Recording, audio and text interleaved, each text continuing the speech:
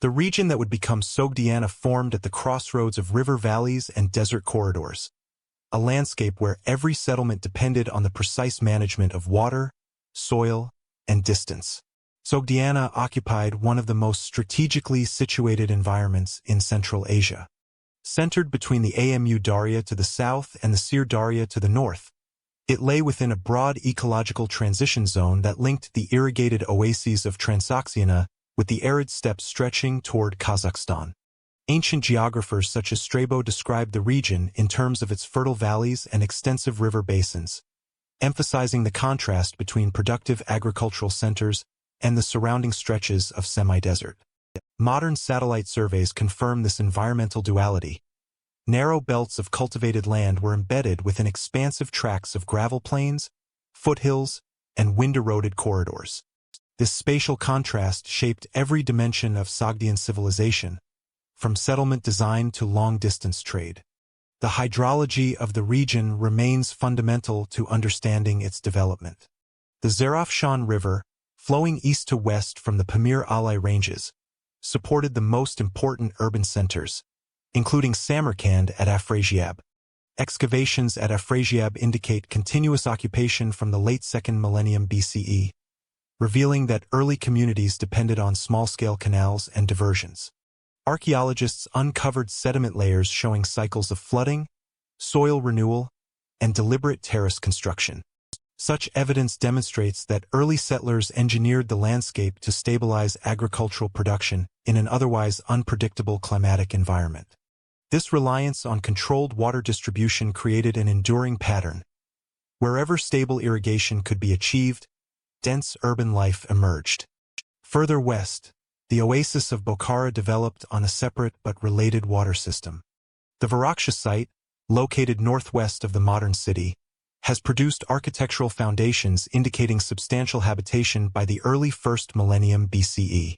The local environment relied on channels branching from the Zarafshan's terminal marshes, sustaining barley, wheat, and orchard cultivation. Records indicate that the water flow in this region fluctuated more dramatically than in Samarkand's basin, requiring constant maintenance of dikes and embankments. These early engineering efforts suggest a community able to engage in coordinated labor, an insight that highlights an early form of organized settlement life well before the emergence of written Sogdian records. Climate played an equally decisive role. Paleoclimatic reconstructions based on pollen cores from the Bukhara oasis indicate that the region oscillated between wetter and drier phases throughout the Late Bronze and Early Iron Ages. These fluctuations affected the viability of long-distance mobility and seasonal grazing. During wetter intervals, steppe corridors supported greater pastoral movement.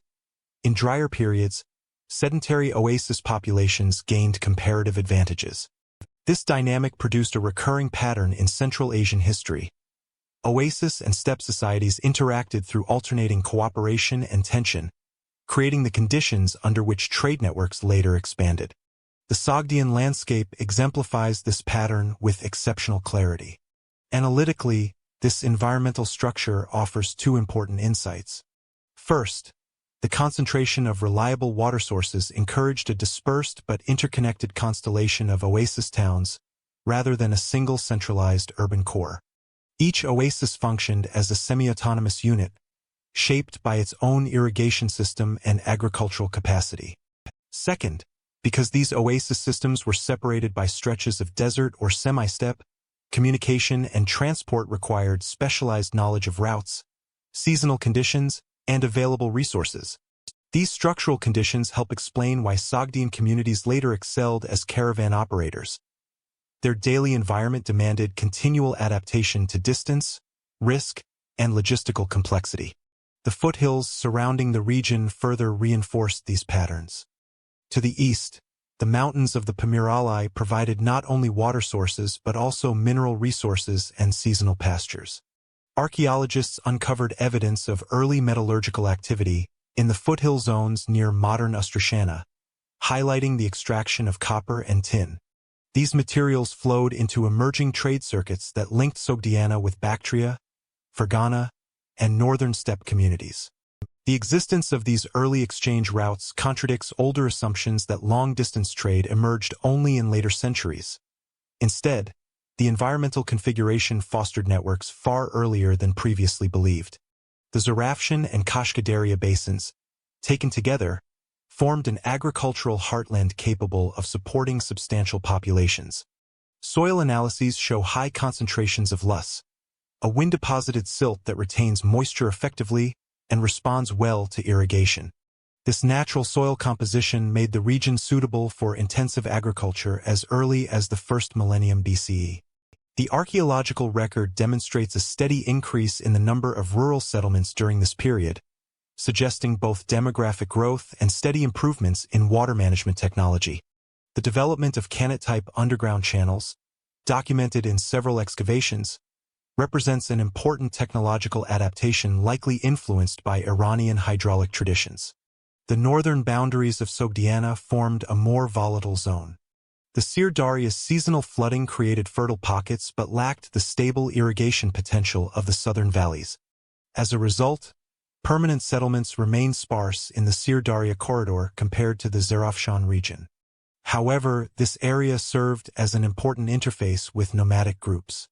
Written accounts from Chinese envoys during the Han Dynasty reference the presence of mobile pastoralists near Sogdian-controlled territories, indicating sustained interaction between oasis populations and steppe confederations.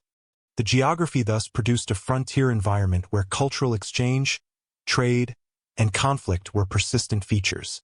From an interpretive standpoint, the physical landscape of Sogdiana reveals why the region later became a hub of trans-Eurasian commerce. Its oases offered reliable agricultural surpluses, essential for supporting merchant communities and caravan staging points. At the same time, the surrounding deserts and steppe corridors connected Sogdiana to the broader Silk Route system, making the region a natural intermediary between China, Iran, and the steppe world. Environmental constraints encouraged logistical innovation. Environmental opportunities encouraged long-distance linkage. This combination fostered a society uniquely positioned to mediate between empires. Textual sources provide additional information. The Behistun inscription of Darius I lists Sogdiana as a satrapy under Persian control by the late 6th century BCE, indicating that its agricultural productivity was recognized by outside powers.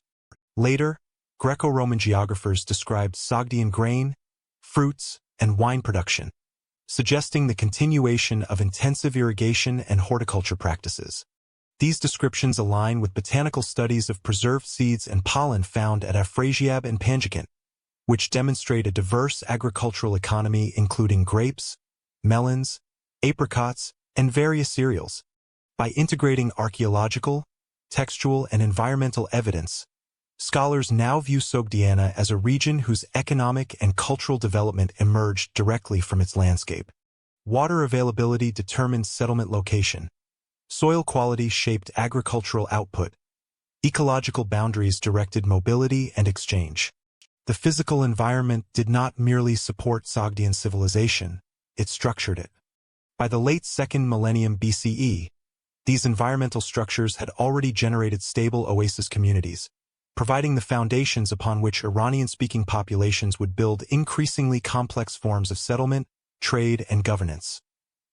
By the late Bronze Age, Iranian-speaking groups were moving into Central Asia's interconnected oases, carrying with them linguistic traditions, ritual practices, and technologies shaped on the Eurasian steppe.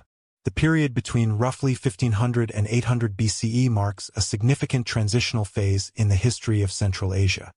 During this era, Iranian-speaking populations, part of the broader Indo-Iranian branch of the Indo-European language family, expanded southward and westward from the Eurasian steppe into the oases between the Amu Darya and Sir Daria. This movement, reconstructed through linguistic comparison, archaeological assemblages, and genetic studies, provided the cultural and demographic foundations for later Sogdian society.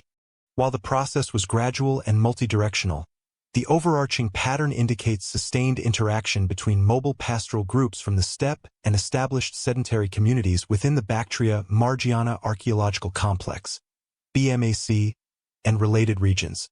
Linguistic evidence offers a clear framework for understanding these movements. Comparative studies of Avestan, Old Persian, and other early Iranian languages show systematic correspondences with Indo-Aryan languages, such as Vedic Sanskrit, indicating a period of shared linguistic development before the groups diverged.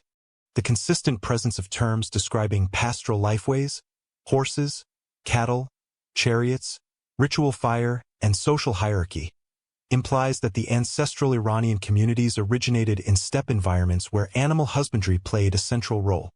The reconstructed vocabulary aligns closely with the archaeological material of the Andronovo horizon, which dominated much of the Eurasian steppe during the 2nd millennium BCE.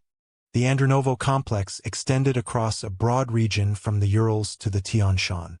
Characterized by mobile pastoralism, timber frame houses, and distinctive pottery, it also included widespread metallurgical production and evidence of chariot use. Archaeologists uncovered chariot burials in multiple Andronovo-associated sites, suggesting social differentiation and the ritual significance of wheeled warfare. These features parallel the ritual prominence of chariots in early Indo-Iranian religious tradition, as preserved in the Avesta and in Indo-Aryan Vedic hymns. Although the material culture does not map perfectly onto linguistic boundaries, the convergence of evidence indicates that early Iranian-speaking groups emerged from populations associated with or influenced by the Andronovo horizon. As these communities moved toward the oases of Transoxiana, they encountered sedentary populations shaped by the tail end of the BMAC. This earlier complex, centered in present-day Turkmenistan, Uzbekistan, and northern Afghanistan, had produced fortified settlements, monumental architecture, and sophisticated irrigation systems during the 3rd and early 2nd millennia BCE. By 1500 BCE, however, many BMAC centers had declined or transformed into smaller agricultural settlements. The incoming Iranian-speaking groups did not replace these communities wholesale. Instead, evidence suggests patterns of integration, adoption, and mutual influence. For example, material assemblages from sites in the Zarafshan Valley display combinations of steppe-style ceramics and local oasis architecture, indicating sustained population interaction. The Yaz culture, emerging around 1500 to 1300 BCE, represents one of the clearest archaeological signatures of the early Iranian horizon in Central Asia. Concentrated in southern Turkmenistan and northern Iran but extending toward Sogdiana, Yaz sites feature mud-brick platform structures, open-air fire altars, handmade ceramics, and an absence of elaborate grave goods. Scholars have associated its characteristics with early Zoroastrian or Proto-Zoroastrian ritual practices, particularly the emphasis on above-ground funerary treatment and the controlled use of fire in cultic spaces. While direct identification remains debated, the Yaz cultural assemblage aligns with the general trajectory of Iranian-speaking groups adopting or adapting sedentary practices as they settled in oasis environments. Interpretively, the Yaz horizon demonstrates how mobile groups transformed in response to stable agricultural landscapes. The reduction in funerary material complexity suggests shifts toward new ritual systems, possibly influenced by emerging religious norms. At the same time, continuity in handmade pottery traditions points to the persistence of steppe identities during the transition. This combination of innovation and continuity provides a framework for understanding how Iranian-speaking societies gradually rooted themselves in regions that would become key centers of later historical states. Settlement patterns shifted markedly during this period. Excavations at sites near Samarkand show increasing numbers of small fortified villages during the early Iron Age, indicative of defensible, semi-permanent communities. Many of these settlements were positioned strategically near irrigation channels or foothill zones, enabling access to both agricultural resources and seasonal pastures.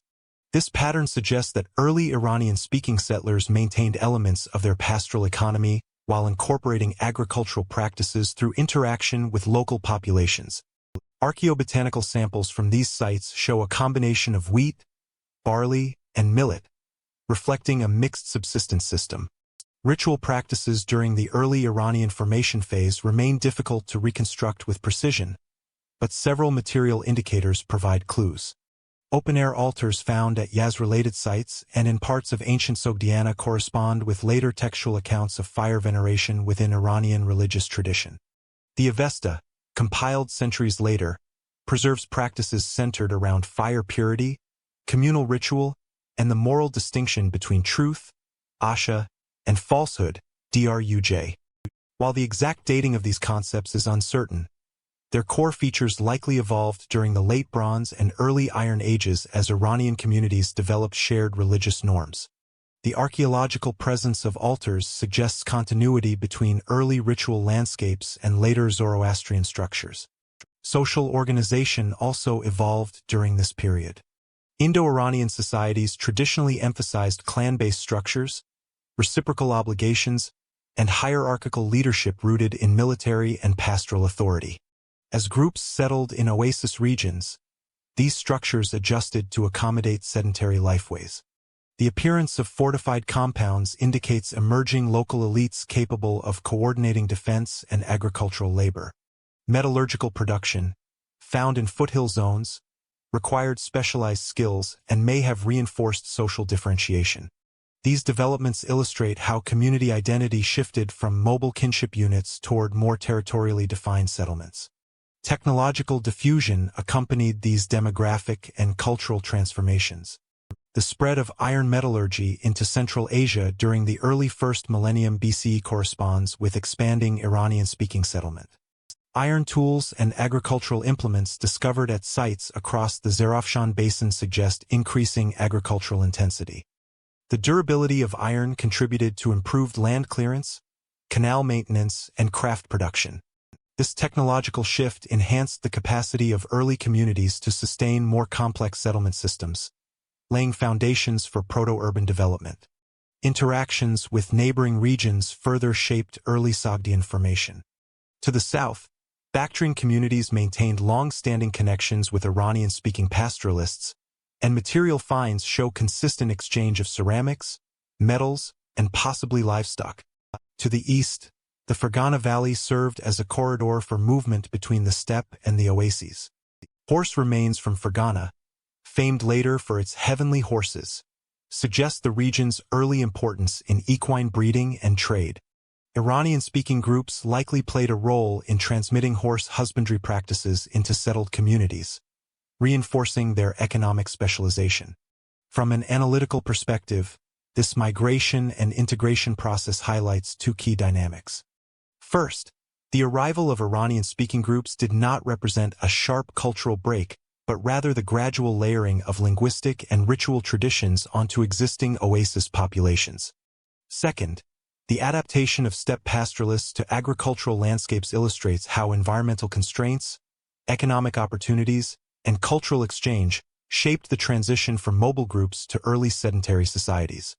These dynamics collectively produced the conditions necessary for the rise of later Sogdian culture. By the mid-1st millennium BCE, the demographic and cultural landscape of Transoxiana had stabilized into a mixed Iranian-speaking population with deep ties to both steppe and oasis environments. The consistent presence of Iranian language features, ritual elements resembling early Zoroastrian norms, and material culture markers shared across the region indicate that a coherent cultural zone had begun to emerge. This zone would later be recognized by Achaemenid Persian administrators as Sogdiana, identified in royal inscriptions and integrated into imperial structures. Written sources from the 1st millennium BCE, though limited, corroborate this picture of gradual Iranianization.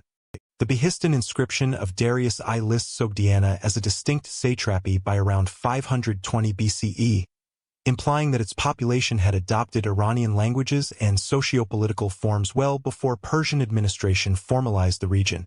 The emergence of fortified early urban centers such as Afrasiab further demonstrates the culmination of long-term processes beginning in the Late Bronze Age. In summary, the Indo-Iranian migrations into Central Asia between 1500 and 800 BCE shaped the fundamental demographic, linguistic, and cultural landscape from which Sogdian civilization later developed. Through a combination of steppe mobility, oasis adaptation, and sustained cultural interchange, early Iranian-speaking communities established practices, technologies, and beliefs that would endure across centuries. By the end of this period, these communities had anchored themselves to the agricultural basins and trade corridors of Transoxiana, an integration that would eventually connect them to expanding imperial networks across Eurasia. The first clear textual references to the Sogdians appear in the inscriptions of Darius I. By the mid-6th century BCE, Sogdiana entered the orbit of one of the ancient world's most expansive imperial systems, the Achaemenid Empire. The consolidation of Iranian-speaking groups across the Iranian Plateau and Central Asia positioned the region between the Amu Darya and Sir Darya as a northern frontier zone of Achaemenid authority. Evidence from royal inscriptions, administrative archives, and excavated material culture enables a reconstruction of how Sogdiana functioned within this early imperial structure.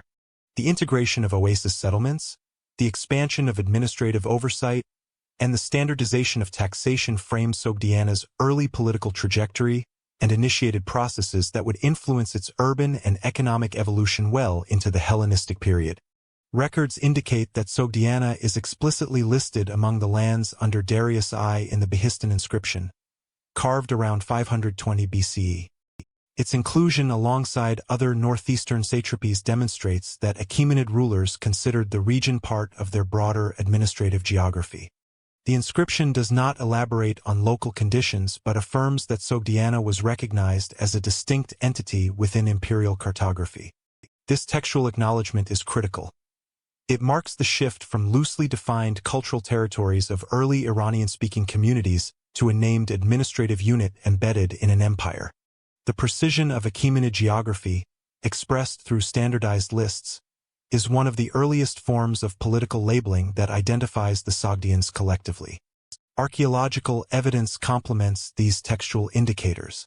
Excavations at Afrasiab, ancient Samarkand, and Varaksha near Bukhara show architectural changes beginning in the late 6th and early 5th centuries BCE. These include expanded fortification lines, reorganized street patterns, and construction methods incorporating standardized bricks and mud plaster techniques consistent with Achaemenid period norms observed across the empire's eastern provinces. Although scholars caution against assuming direct Persian architectural transmission, similarities in scale and layout suggest that Sogdian elites responded to broader imperial standards. This demonstrates how political incorporation coincided with shifts in urban planning, supporting the interpretation that Sogdian cities adapted their structures to align with evolving regional power networks. Analytically, this phase marks the first clear transition from proto-urban centers to cities operating within a larger fiscal and administrative framework.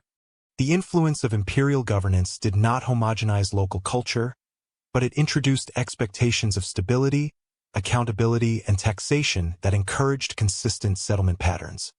Imperial recognition created incentives for Sogdian elites to broaden their agricultural support systems, expand irrigated fields, and reinforce defensive positions. These strategies enabled them to secure surplus production and manage exchanges more efficiently along north-south routes. The administrative relationship between Sogdiana and the Achaemenid Empire was mediated through the satrapal system. While the core satrapies of Bactria and Margiana were more directly supervised by Persian officials, Sogdiana appears to have functioned as an associated or dependent district. Persian royal inscriptions list it separately, but classical sources, such as Herodotus, indicate that it may have been grouped with neighboring regions for certain military or taxation purposes. Herodotus' catalogue of tribute mentions the Bactrians together with the Agli, a phrase often associated with broader northeastern groups. Scholars interpret this ambiguity as reflecting a flexible imperial policy in regions where centralized control was difficult. Sogdian communities maintained their internal organization but remained accountable to regional satraps. This structure allowed the empire to incorporate culturally distinct and geographically distant groups without imposing heavy administrative burdens. Persian influence also extended into economic structures. Taxation records preserved in the Persepolis fortification and treasury tablets provide indirect evidence for Sogdian participation in imperial revenue flows. Although the tablets do not list Sogdiana by name, they reference groups from the northeastern satrapies delivering commodities, particularly livestock, textiles, and agricultural produce. These goods align with what is known of early Sogdian economic activity. The Achaemenid administrative system often quantified tribute in terms of standardized measures of grain, livestock, or labor. This encouraged peripheral regions such as Sogdiana to intensify agricultural production, reinforcing the importance of irrigated fields and long-settled oases. Irrigation expansions during this period are archaeologically visible in the widening of canal networks around Samarkand and Bukhara. Surveys show an increase in secondary and tertiary channels used to divert water from the Zarafshan River. This expansion likely reflects local initiatives rather than imperial projects, but it aligns with patterns seen across Achaemenid-controlled regions, where taxation and military provisioning depended on reliable agricultural surpluses. The broader imperial context, therefore, played a significant role in shaping local resource management. This pattern aligns with Achaemenid administrative logic in other frontier areas, where economic stability was a prerequisite for dependable tribute. Urban growth during this era is further supported by material evidence. At Afrasiab, layers associated with the late Achaemenid period include imported ceramics from western Iranian regions, indicating increased exchange across the empire. At Varaksha, fragments of administrative seals suggest contact with officials involved in recording transactions or verifying goods.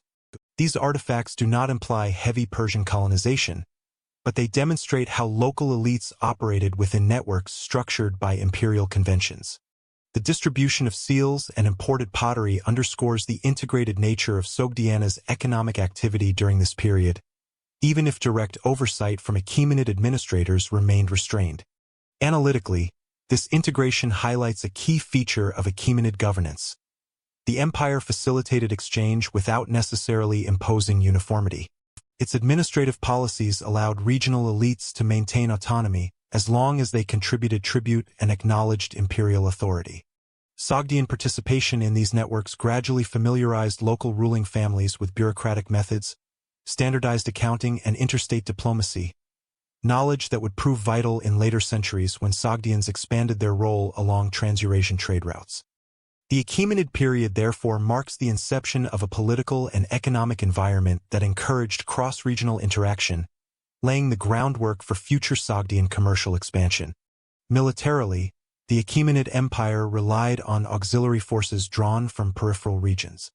Sogdians appear among the units described in Xerxes' army according to Herodotus. Depicted as light infantry equipped with bows and short spears, their participation demonstrates how the empire leveraged manpower from its northeastern frontier. Although Herodotus' descriptions blend ethnographic observation with classical tropes, the inclusion of Sogdian forces indicates that the region contributed to imperial military mobilization. This implies cooperation between local elites and Persian administrators, facilitating the movement of troops when required. The requirement to supply soldiers further incentivized stability and the consolidation of authority within Sogdian communities. Culturally, the Achaemenid presence did not displace local religious practices but interacted with them. Iranian-speaking groups across Central Asia shared broad conceptual frameworks related to fire rituals, reverence for natural elements, and social hierarchies based on clan affiliation. These practices appear in material culture, such as altars found at rural settlements and hearth installations at urban sites. While direct connections to Zoroastrianism remain debated among scholars, there is agreement that the region participated in an Iranian cultural continuum shaped by shared language and ritual forms. Under Achaemenid rule, these traditions persisted but became embedded within an imperial environment that promoted certain ideological themes: loyalty to the king, stability of order, and the legitimacy of imperial governance. This suggests that Sogdian elites balanced local identity with recognition of wider political structures. The economic openness fostered by the empire also affected Sogdiana's social hierarchy. The rising prominence of merchant and agrarian elites during this period is inferred from luxury goods found in burial sites. These include bronze ornaments, finely crafted ceramics, and items imitating styles observed in Western Iran. Such objects point to the emergence of wealthier status groups capable of participating in long-distance exchange. The consolidation of elite households likely facilitated increased urban investment and laid the foundation for the commercial orientation that would characterize Sogdiana in later centuries. The Achaemenid administrative systems also influenced the development of roads and communication corridors. Although the famed Royal Road did not reach Sogdiana directly, its northeastern extensions connected through Bactria. These corridors enabled messengers, traders, and officials to traverse long distances with relative efficiency. Archaeologists have identified way stations and fortified posts south of the Amu Darya that align with Achaemenid-era communication routes. These installations indicate that the region was linked into broader imperial logistics. For Sogdiana, these routes were vital. They ensured access to southern Bactria and, through Bactria, to the Iranian plateau. Such connectivity facilitated the movement of goods and information, supporting the evolution of regional economies. Analytically, this connectivity illustrates a core feature of imperial governance in frontier regions. Infrastructures were deployed not only to administer territory but to support exchange networks. For Sogdiana, integration into these routes positioned its oasis centers as active nodes in regional trade centuries before the Silk Road reached its historical prominence. The Achaemenid period thus represents a foundational stage in the formation of Sogdian commercial identity. By the late 4th century BCE, Achaemenid authority weakened under the combined effects of internal fragmentation and external pressure from Alexander of Macedon. Sogdiana's role in the empire became increasingly unstable. As Alexander advanced across Central Asia, local elites reassessed their political alignment. Although the Achaemenids had introduced systems of governance, taxation, and connectivity, their ability to enforce authority in distant satrapies diminished. This created conditions in which Sogdian communities navigated shifting power structures, preparing the way for the resistance and adaptation that would define the region during Alexander's campaigns. After Alexander's campaigns, the region's political orientation shifted again.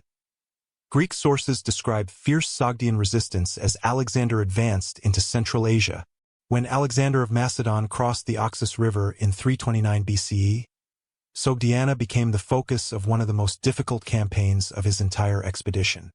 The region's geography, organized oasis settlements, and the political autonomy of local elites created conditions unlike the direct confrontations he experienced in the Near East. Accounts preserved in Arrian, Curtius Rufus, and Strabo describe an extended conflict characterized by uprisings, shifting alliances, and persistent guerrilla tactics. These sources, while often shaped by Macedonian perspectives, allow historians to reconstruct the broad phases of resistance and the administrative strategies Alexander employed to stabilize the region.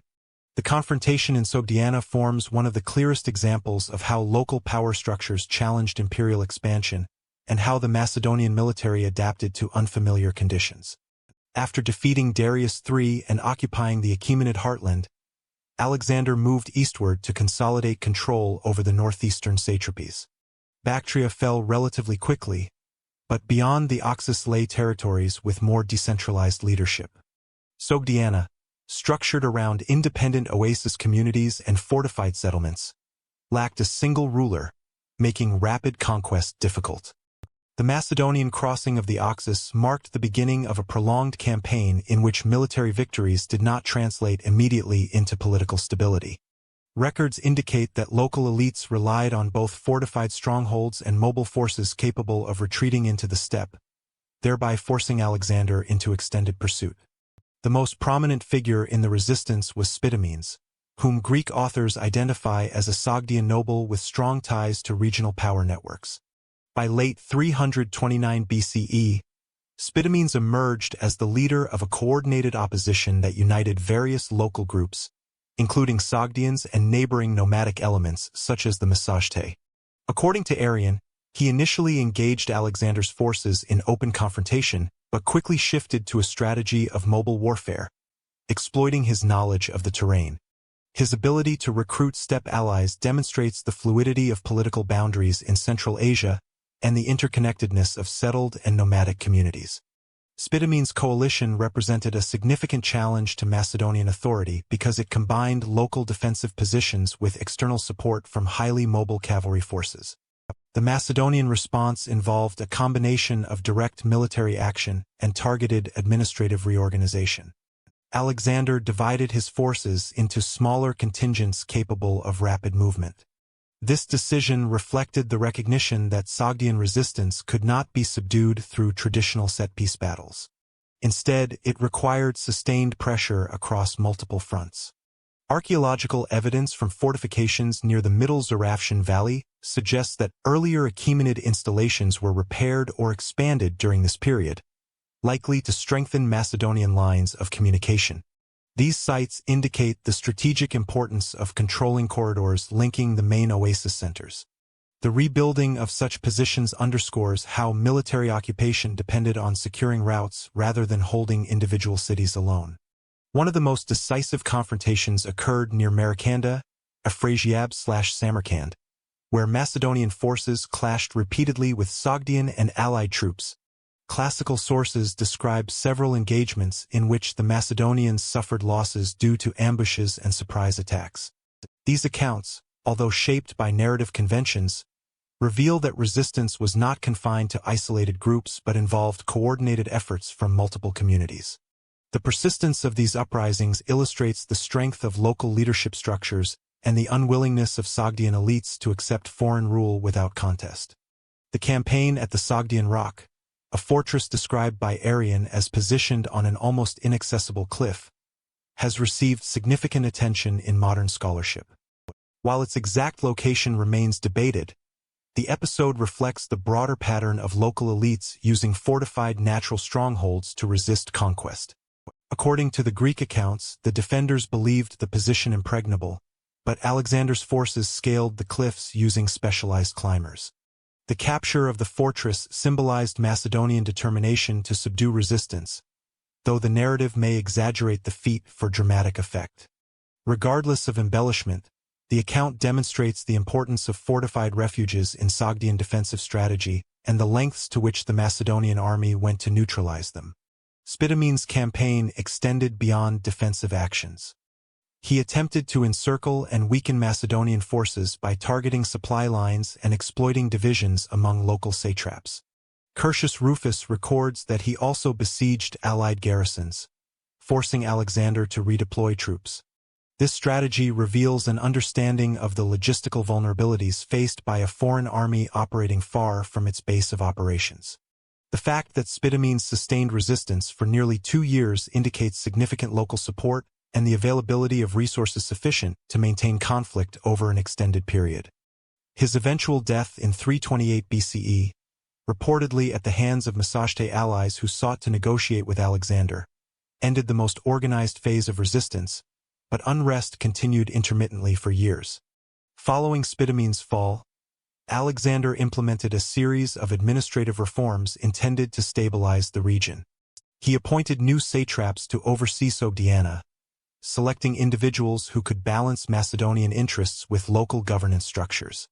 Among these, Artabatzos, a seasoned Persian noble loyal to Alexander, played a central role in re-establishing order. His appointment illustrates Alexander's pragmatic strategy, using experienced local administrators who understood regional dynamics. This approach was consistent with Alexander's broader policy of retaining or repurposing elements of Achaemenid administration rather than fully replacing them. In Sogdiana, where imperial control depended on cooperation from local elites, this hybrid governance model was essential. Urban development formed another component of Alexander's consolidation strategy. The foundation of Alexandria Esgate, Alexandria the Farthest, located near the Upper Seir Daria, served multiple purposes: securing the northeastern frontier, facilitating settlement of Macedonian veterans, and establishing a military administrative hub. Archaeological surveys around modern Kujand reveal evidence of early Hellenistic defensive walls and planned urban grid patterns consistent with Macedonian military colonies. Although the degree of subsequent Hellenization remains debated, the establishment of a permanent garrison represented a significant shift in regional power dynamics. The city functioned as a base from which Macedonian authorities could oversee nearby settlements and monitor steppe interactions. These foundations illustrate an important analytical point. The Hellenistic presence introduced new forms of urban planning and political centralization that reinforced imperial control. While earlier urban centers such as Samarkand had long histories, the planned structure of Alexandria Esgate reflected a different administrative logic, one oriented toward maintaining frontier security and integrating military and civilian functions. This model influenced subsequent urban development, contributing to the emergence of mixed cultural environments where Greek, Iranian, and Central Asian traditions intersected. Despite administrative reorganization and the founding of new cities, the region did not become fully pacified. Greek sources acknowledge ongoing unrest and minor uprisings throughout the late 320s. This continued instability demonstrates that Macedonian authority rested on negotiated power rather than absolute control.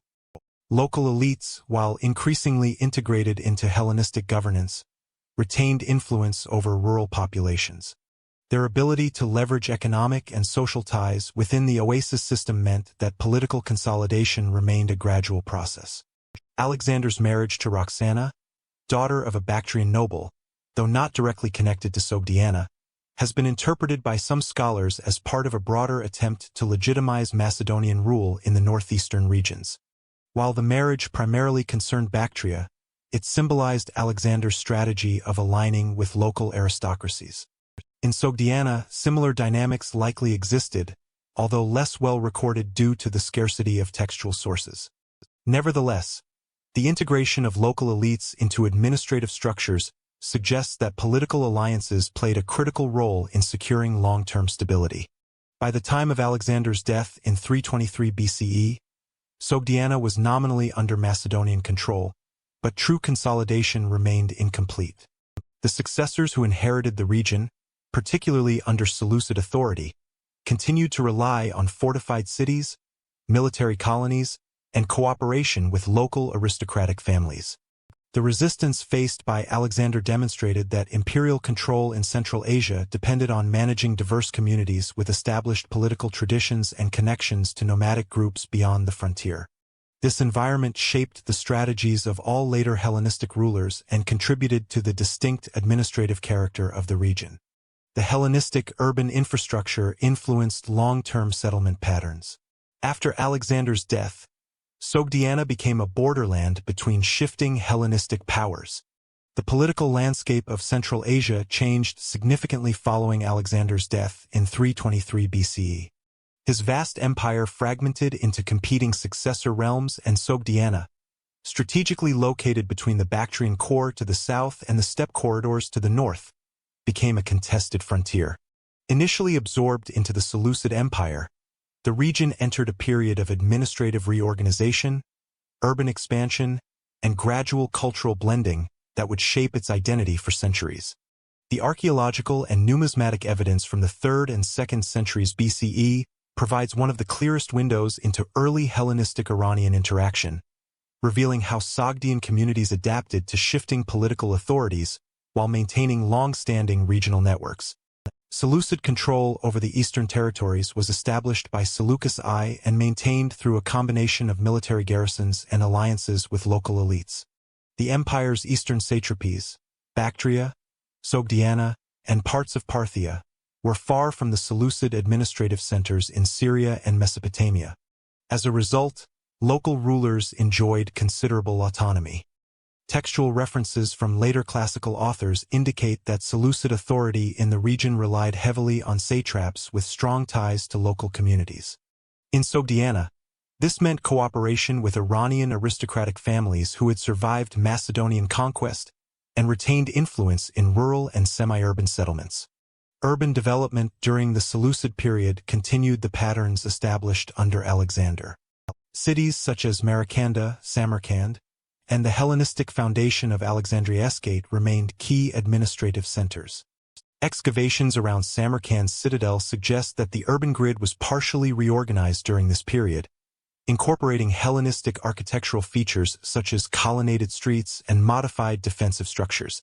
At Alexandria, archaeological layers from the 3rd century BCE show continued maintenance of fortifications, implying ongoing military significance. These developments indicate that the Seleucid strategy prioritized securing major corridors and stabilizing frontier zones. The fragmentation of Seleucid power in the east created opportunities for regional governors to assert independence. Around 250 BCE, Diodotus I declared autonomy in Bactria, forming what would become the Greco-Bactrian kingdom. This development affected Sogdiana directly. With Bactria no longer under firm Seleucid oversight, Sogdiana transitioned into the northern frontier of a new realm that combined Macedonian military traditions with Iranian administrative structures. Greek sources describe the Greco-Bactrian kingdom as wealthy and urbanized, benefiting from intensive agriculture and robust trade with India and Central Asia. Sogdiana played a supporting role in this system. Its agricultural output, location on caravan routes, and established oasis centers complemented the economic base of Bactria. Numismatic evidence provides crucial insights into this period. Greco-Bactrian coinage, featuring portraits of Diodotus and his successors, circulated widely in Sogdiana. These coins, struck in gold, silver, and bronze, demonstrate a high degree of artistic refinement and economic standardization. Their presence in Sogdian archaeological layers indicates active participation in Hellenistic monetary networks. Moreover, many coins bear Greek inscriptions paired with Iranian iconography, such as representations of local deities or symbols adapted to regional artistic conventions. This syncretism reveals how political shifts encouraged hybrid cultural expressions rather than purely Hellenic or Iranian forms. Cultural blending was also visible in ceramics, sculpture, and architectural ornamentation. Excavations at sites like Afrasiab and the suburban settlements around Bukhara have uncovered ceramics that combine Greek shapes, such as amphor-inspired vessels, with local manufacturing techniques and decorative motifs. Painted pottery from this period shows geometric patterns consistent with Greek traditions, alongside floral and animal motifs characteristic of Iranian and steppe artistic repertoires. The coexistence of these styles suggests that artisans were adapting foreign influences within established local frameworks rather than adopting Hellenistic models wholesale. Archaeological discoveries reveal that Sogdian workshops produced goods that circulated across the Greco-Bactrian kingdom and beyond. Metalwork, particularly silver and bronze items, exhibits stylistic traits drawn from both Hellenistic and Iranian traditions. Decorative plaques depict hybrid iconography, including Greek mythological figures rendered with Central Asian stylistic features. These artifacts indicate that artists and craftsmen were familiar with multiple cultural vocabularies, and that consumers valued objects reflecting blended identities. From an analytical perspective, this demonstrates that Hellenistic influence operated not through cultural replacement but through selective adoption integrated into existing traditions. Trade intensified during this period as Sogdiana became increasingly connected to Trans-Eurasian exchange networks. Evidence from Chinese historical sources, particularly early Han records, describes the movement of goods such as horses, textiles, and precious materials across the Central Asian corridors. While direct Sogdian merchants are not mentioned in Chinese texts until later centuries, the economic structures that would support their later commercial prominence were already emerging. Caravan routes linking Bactria, Sogdiana, and the Fergana Valley facilitated exchanges with steppe communities and with regions farther east. Archaeologists uncovered Greco-Bactrian coins and Hellenistic-style objects in the eastern Darim Basin, indicating long-distance movement of goods attributable at least in part to Sogdian intermediaries. Political interaction between Sogdiana and the Greco-Bactrian rulers continued to evolve through the 2nd century BCE. The Greco-Bactrian kingdom expanded under rulers like Euthydemus and Demetrius, strengthening its influence northward. Some scholars argue that Sogdiana experienced a degree of urban prosperity during this period, as evidenced by improvements to irrigation systems and increased architectural investment in cities like Samarkand. The expansion of agricultural zones in the Zarafshan Valley supports this interpretation, indicating population growth and intensified land use. These developments align with the kingdom's broader economic vitality, which depended on a combination of agricultural surplus and trade revenues. However, the same geographic conditions that benefited Sogdiana also exposed it to pressures from emerging steppe confederations. Nomadic groups, likely ancestors of the Yuezhi and later Kushans, began moving westward into the region's frontier zones during the later 2nd century BCE. Greek authors describe these incursions in limited detail, but the archaeological record shows increased evidence of steppe-style burials and material culture in northern Sogdiana around this time. These intrusions marked the beginning of a political shift that would eventually weaken Hellenistic authority across Central Asia. The decline of the Greco-Bactrian kingdom accelerated after 150 BCE. The Yuezhi invasion of Bactria destabilized the southern core, while other nomadic groups pressed on Sogdian borders. Without the military backing of a strong central administration, garrisons in Sogdiana struggled to maintain authority. Coin hoards from this period abruptly cease in several regions, indicating either the abandonment of settlements or rapid disruptions in economic life. These changes illustrate the vulnerability of Hellenistic polities to pressures from highly mobile steppe powers, especially when internal political cohesion weakened. Despite these disruptions, Hellenistic cultural elements did not disappear. Instead, they became part of the region's deepening cultural mosaic.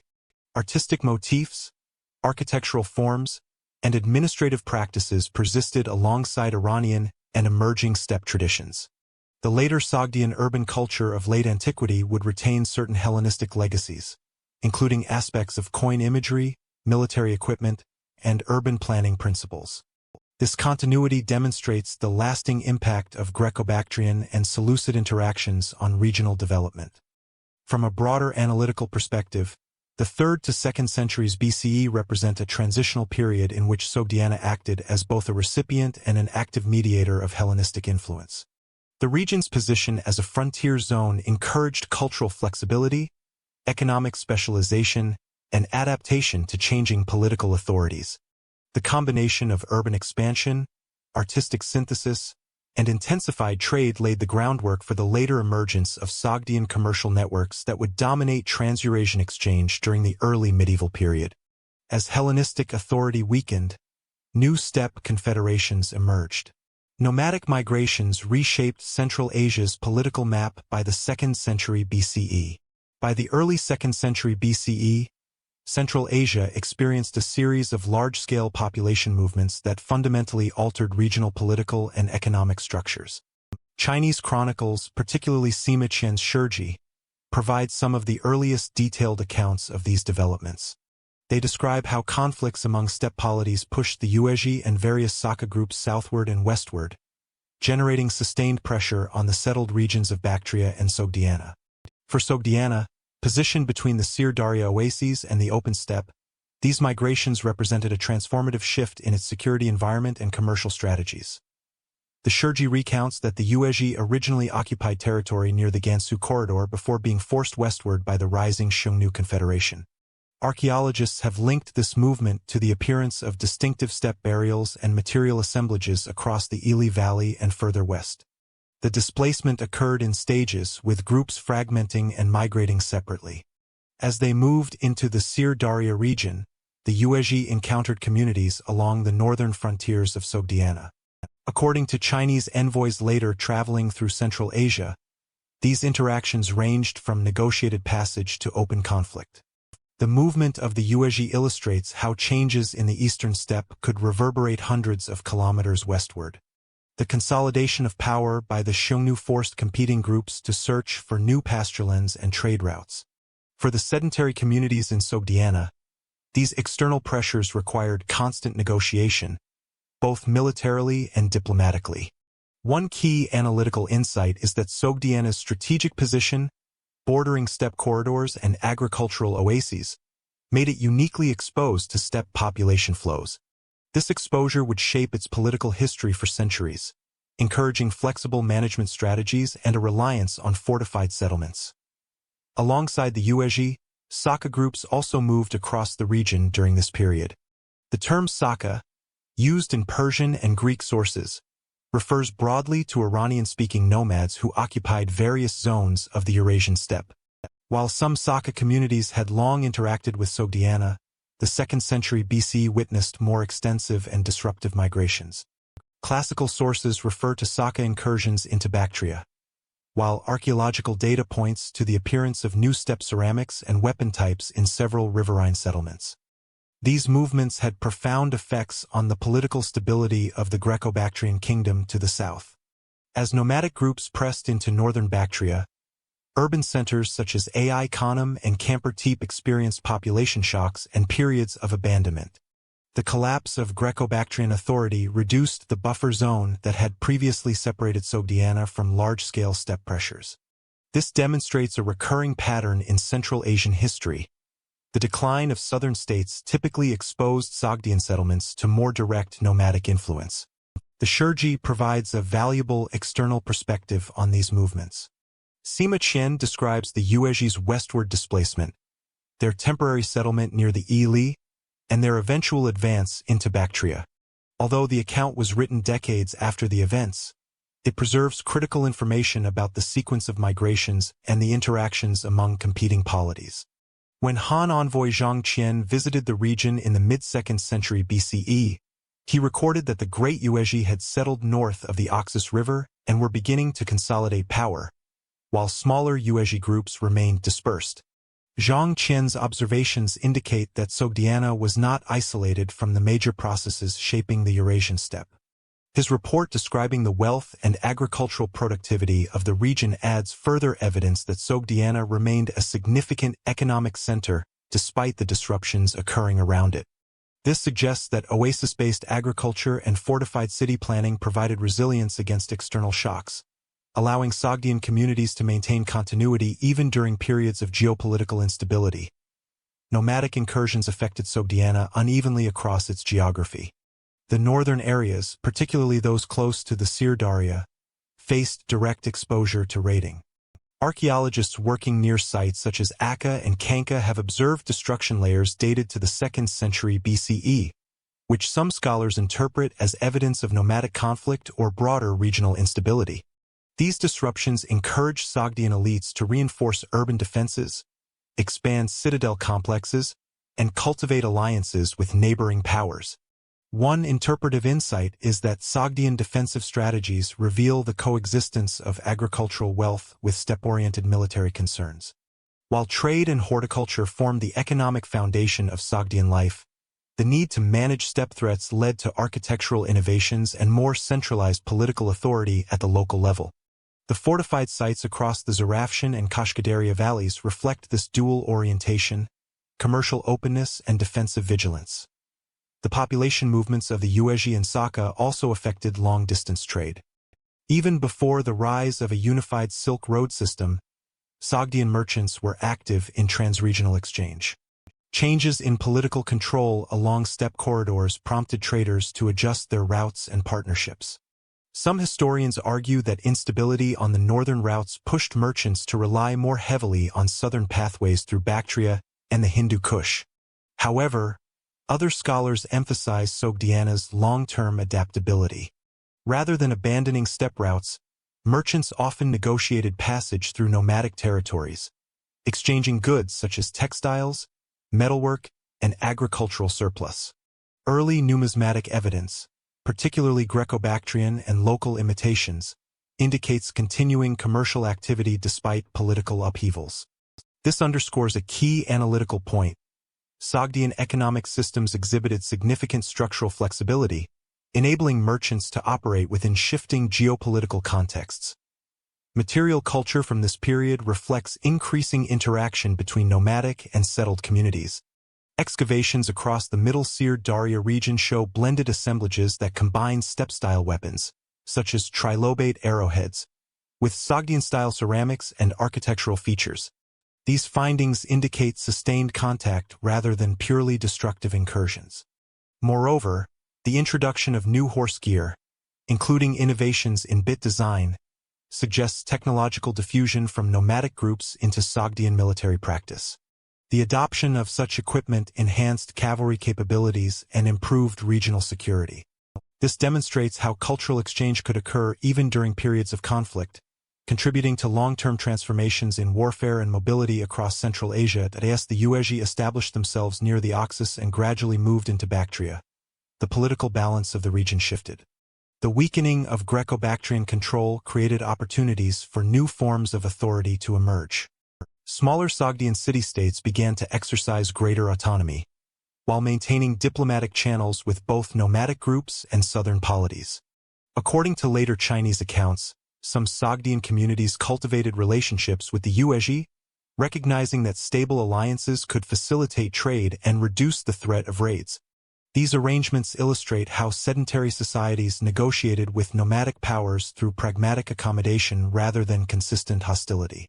The pattern would become a defining feature of Sogdian political behavior in subsequent centuries.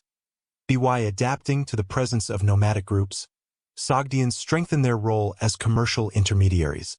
Steppe confederations required agricultural goods, crafted items, and access to southern markets, while settled communities depended on pastoral products and transport animals from nomadic neighbors. Sogdian traders operated at the intersection of these economic needs, facilitating exchanges that benefited both sides. This intermediary role became increasingly significant as the UAE consolidated power. The stability that followed their settlement in Bactria would eventually lead to the formation of the Kushan Empire, establishing new trade connections between India, Central Asia, and China. The foundations of this commercial transformation can be traced back to the adaptive strategies developed during the 2nd century BCE. Long-term consequences for Sogdian society. The migrations of the UAE and Saka reoriented Sogdian society toward greater mobility and broader economic horizons. Even though Sogdiana remained rooted in its oasis-based agricultural system, its merchants developed a heightened awareness of regional dynamics and began expanding their range of operations. Archaeologists have identified early Sogdian ware in sites across northern Afghanistan and southern Kazakhstan, indicating wider commercial networks already forming. These changes also influenced local governance. City fortifications grew more complex, and ruling elites sought to balance relations with external powers. The 2nd century BCE thus marks a period when Sogdian urban centers strengthened their internal cohesion while simultaneously engaging more actively with neighboring states and nomadic confederations. By the late 2nd century BCE, the consolidation of UAE rule in Bactria laid the groundwork for a new political formation. As stability returned to the region, Sogdian merchants found fresh opportunities to link their oasis economies with emerging trans-regional networks. The rise of the Kushan Empire would soon reshape commercial routes and integrate Sogdiana into broader imperial systems. The Kushan Empire provided one of the most stable political frameworks the Sogdians ever experienced. During the 1st to 3rd centuries CE, the rise of the Kushan Empire created an unprecedented period of stability across Bactria, Gandhara, and the Middle Oxus region. For Sogdian communities positioned to the north, this stability reshaped commercial activity and facilitated long-distance exchange on a scale unmatched in earlier centuries. Archaeological and numismatic evidence from sites across northern Afghanistan and Uzbekistan confirms a measurable increase in interregional contacts during this era. The standardized gold and copper coinage of the Kushans, found far beyond their core territories, demonstrates the integrated economic environment in which Sogdian merchants operated. The Kushan political system, emerging from the UAE Confederation's consolidation in Bactria, combined steppe traditions with inherited Hellenistic and Iranian administrative elements. Royal inscriptions, such as those attributed to Kanishk I, illustrate an imperial ideology that embraced multilingualism and multi-ethnic participation. This environment reduced barriers for mobile merchant groups, and Sogdians, already experienced in caravan management, played an increasingly prominent role. One analytical insight is that Kushan governance provided predictable conditions for transit, allowing Sogdian traders to shift from regional intermediaries to integral links connecting Central Asia with northern India and, through established corridors, to Han China. Northern trade routes expanded in parallel with the consolidation of major southern centers such as Taxila, Begram, and Mathura. Excavations at Begram have uncovered luxury goods of Mediterranean, Indian, and Chinese origin, suggesting complex networks in which Sogdian caravans likely participated. The presence of Sogdian-style seals, personal items, and inscriptions across northern Afghanistan supports the conclusion that merchant families settled temporarily along these routes to facilitate exchange. Their activities were not limited to transporting goods. They also coordinated credit arrangements, managed multilingual communication, and maintained commercial partnerships across different cultural zones. Religious transmission provides additional evidence for the intensity of these interactions. Buddhist communities expanded northward during the Kushan period, and several scholastic centers in Bactria and Sogdiana show material indicators of this movement. The spread of Buddhist iconography, visible in terracotta plaques, inscriptions, and portable art, reflects sustained cultural exchange. While direct Sogdian participation in Buddhist practices is difficult to document conclusively, the transportation of Buddhist texts and monastic supplies along caravan routes would have brought Sogdian traders into frequent contact with these communities. According to later Chinese sources, merchant networks played a crucial role in enabling monks to travel between northern India and Central Asia, indicating an indirect but significant Sogdian role in religious circulation. Numismatic records further illustrate the integrated economic landscape. Kushan copper coins appear in Sogdian sites such as Afrasiab and Kanka, demonstrating their circulation beyond the empire's formal borders. Their standardized weight and iconography improved transactional reliability across large distances. This allowed Sogdian merchants to operate within an expanded commercial sphere while maintaining links to China, where demand for Central Asian horses and products remained high. An important interpretive insight is that Kushan monetary stability reduced the transaction costs of long-distance trade, enabling Sogdians to diversify their routes and engage more confidently with markets across multiple regions. The Kushan era also saw improvements in infrastructure that supported caravan movement. Resting stations, fortified waypoints, and irrigation systems along key routes made travel more predictable. Although many of these installations belong to local authorities rather than the central Kushan state, their coordination suggests a shared interest in maintaining trade corridors. This system benefited Sogdian traders who relied on logistical consistency across varied environmental zones. Archaeologists have noted increased occupation layers at oasis settlements during this period, reflecting the economic stimulus generated by regular caravan traffic. As commercial routes expanded southward, Sogdians also strengthened their presence in Chinese territories. Although large-scale Sogdian communities are more characteristic of later centuries, the foundations of these diasporic networks emerged during the Kushan period.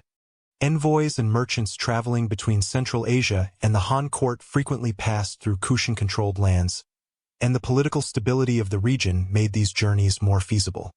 The Ho Han Shu records the Kushan Empire's diplomatic missions to China, which indirectly attests to the degree of connectivity that Sogdian intermediaries could exploit. Interactions were not limited to economic exchange.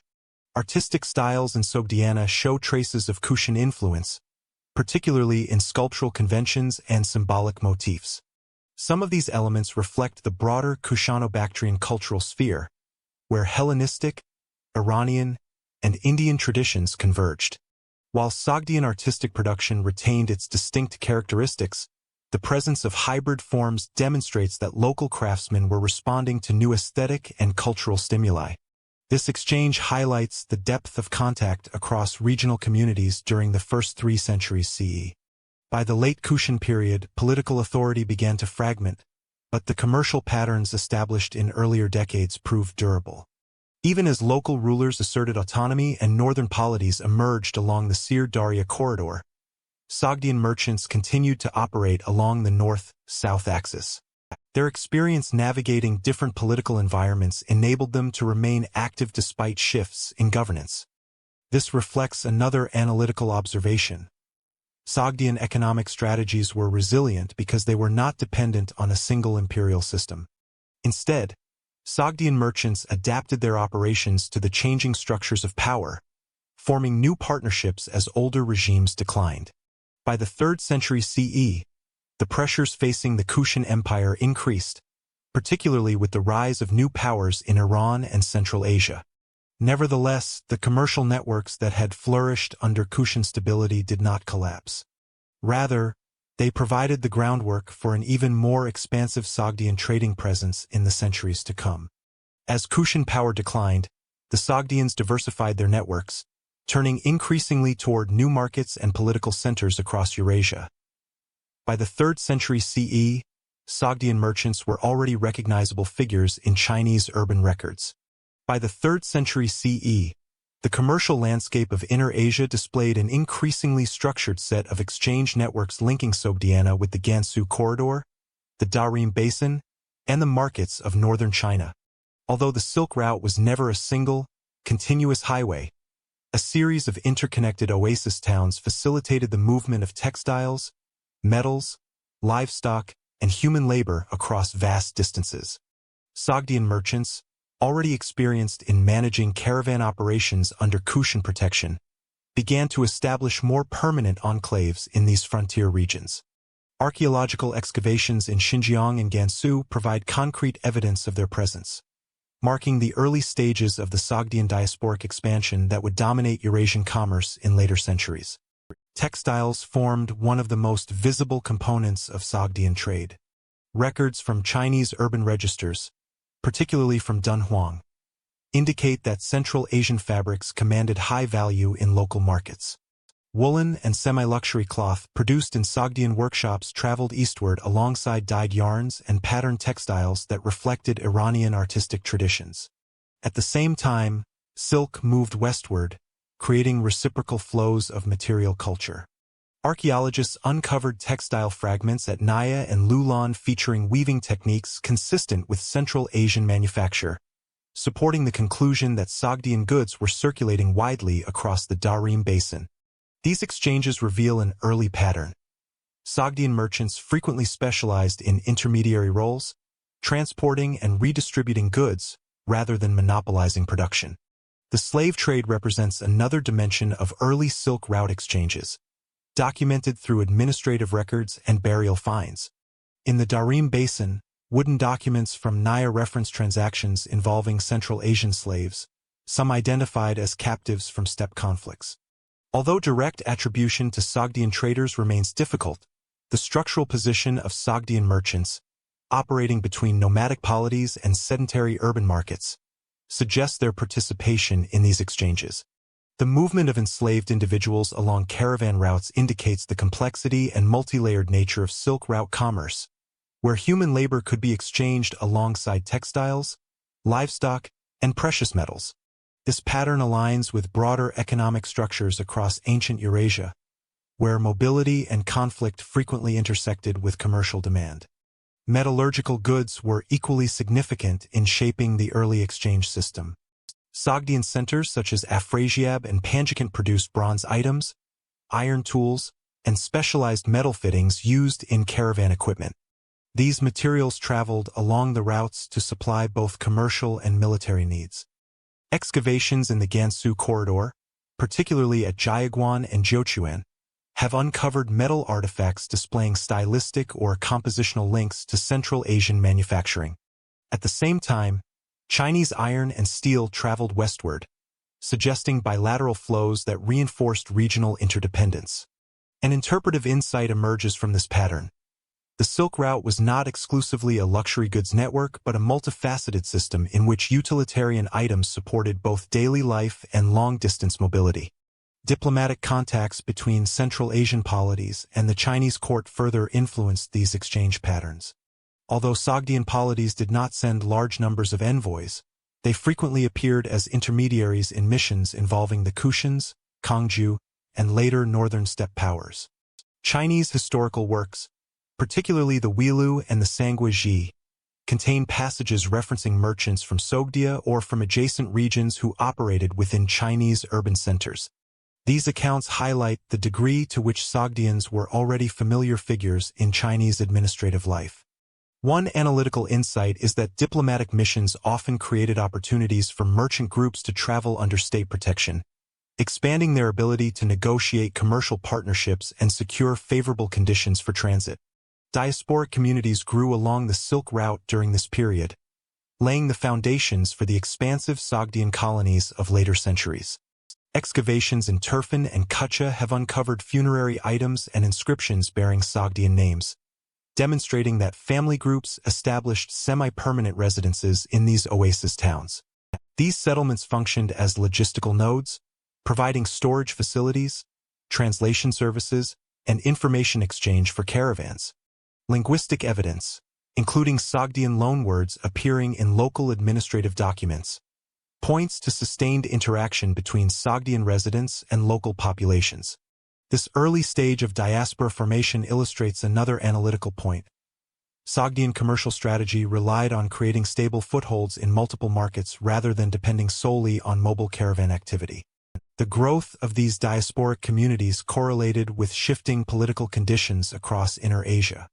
As the Kushan Empire weakened in the west and the Han Dynasty reorganized its frontier administrations in the east, local authorities granted varying degrees of autonomy to merchant groups. The presence of Sogdians in Turfan under the later Jushur states and in the Gansu corridor under the early Chow Wei regime indicates that political fragmentation did not hinder commercial expansion. Instead, the adaptability of Sogdian merchants allowed them to maintain networks across regions experiencing frequent administrative turnover.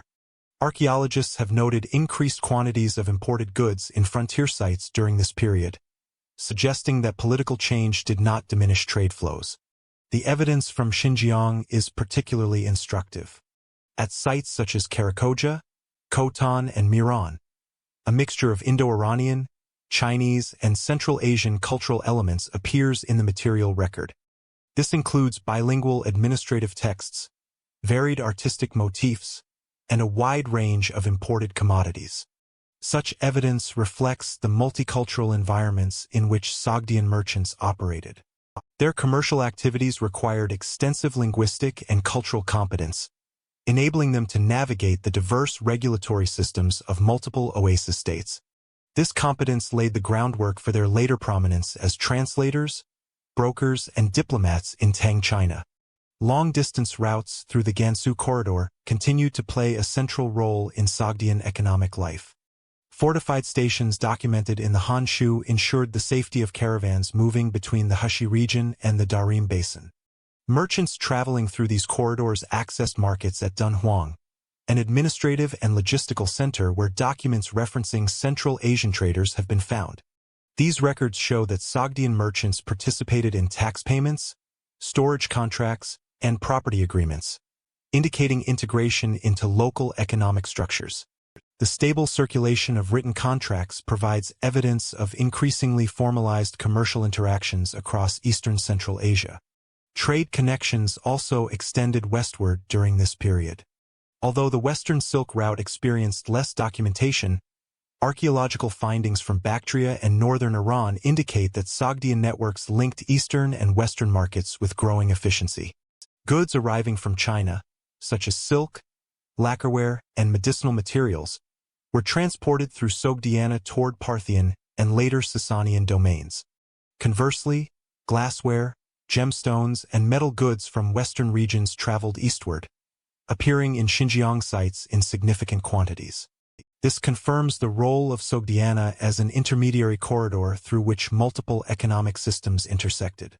By the 3rd century CE, the combined evidence from textual sources, archaeological excavations, and material analyses shows that Sogdian communities were fully integrated into the early Silk Route economy. Their presence in Chinese records, their growing diasporic settlements, and their increasingly specialized commercial roles all reflect a society whose economic fortunes were tied directly to transregional exchange. The 4th and 5th centuries marked a decisive shift under new regional powers, setting the stage for even greater Sogdian influence in the centuries to come. The rise of the Hephthalites disrupted the established geopolitical order. For the Sogdian cities scattered across the oases of Transoxiana, this was not merely a distant shift in regional power. It was a direct rupture in the rhythms of trade, politics, and daily life.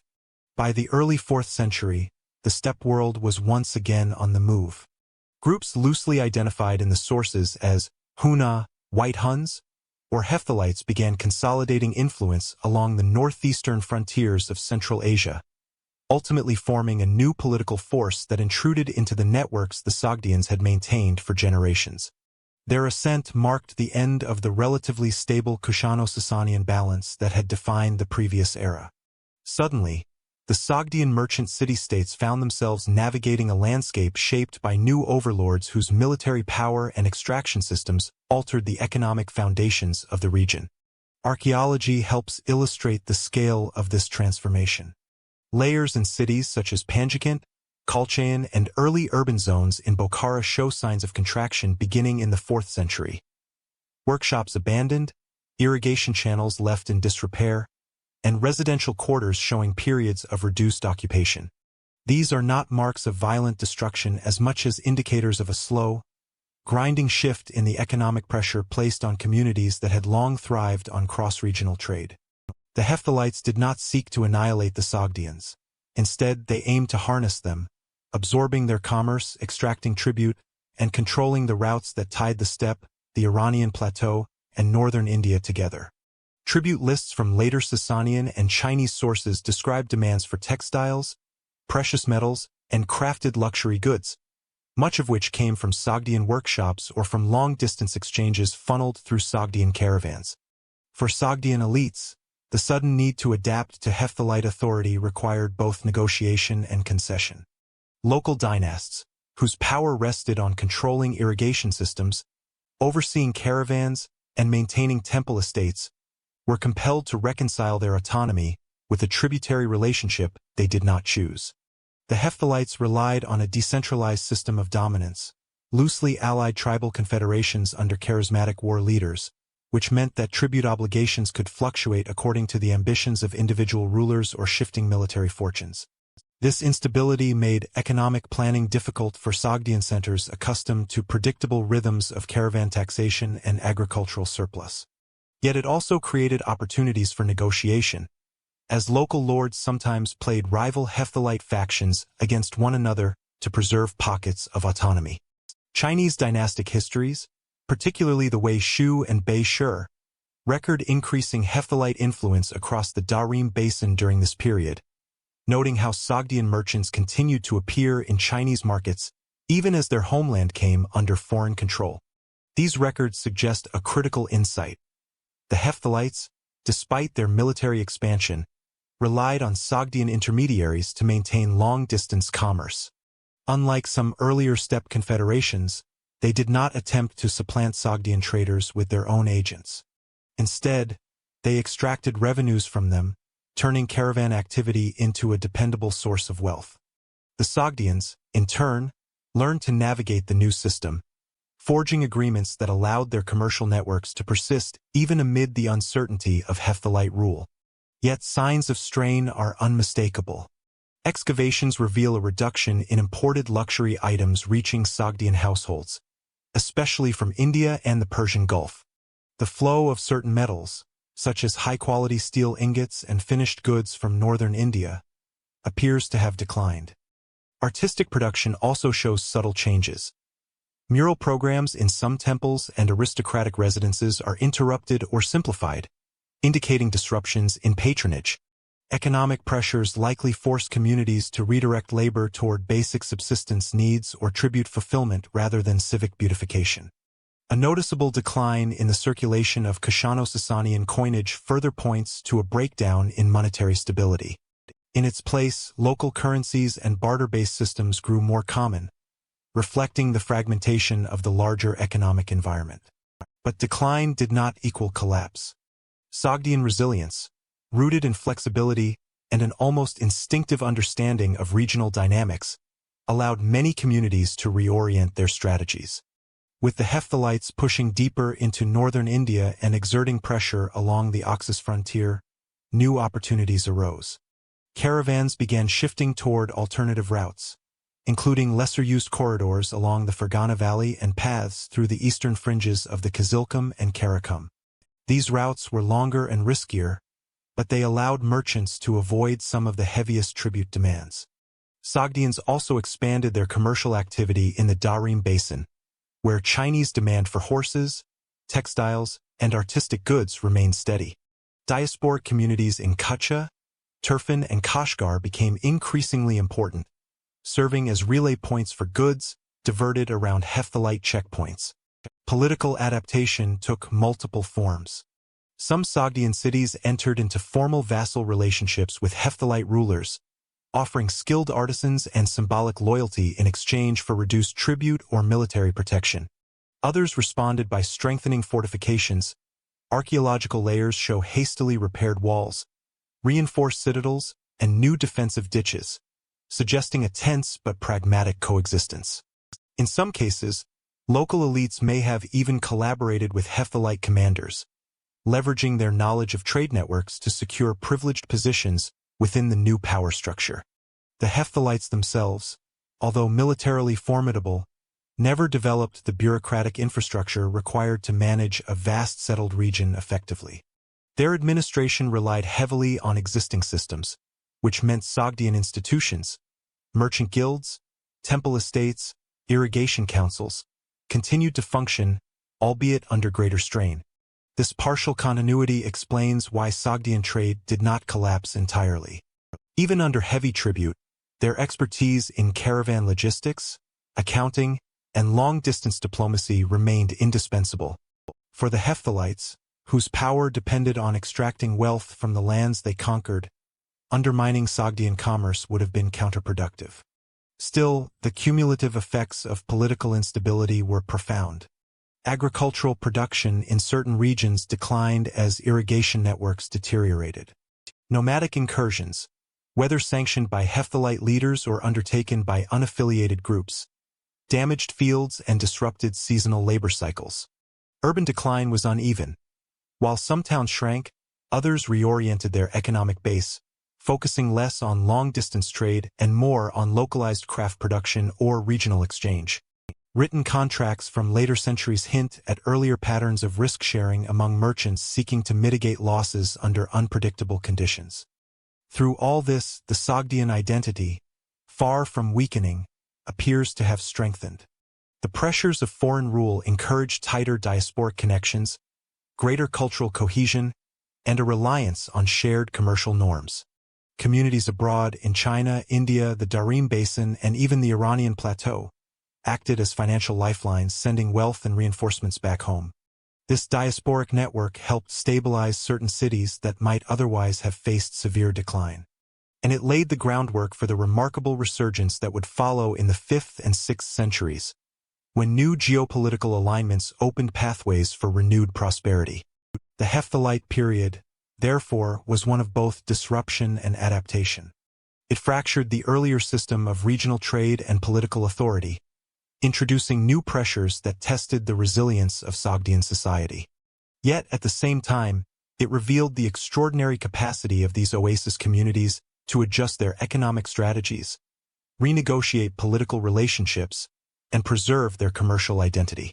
A new wave of expansion soon restructured Central Asia, ushering in an era where Sogdian talent and enterprise would again rise to prominence.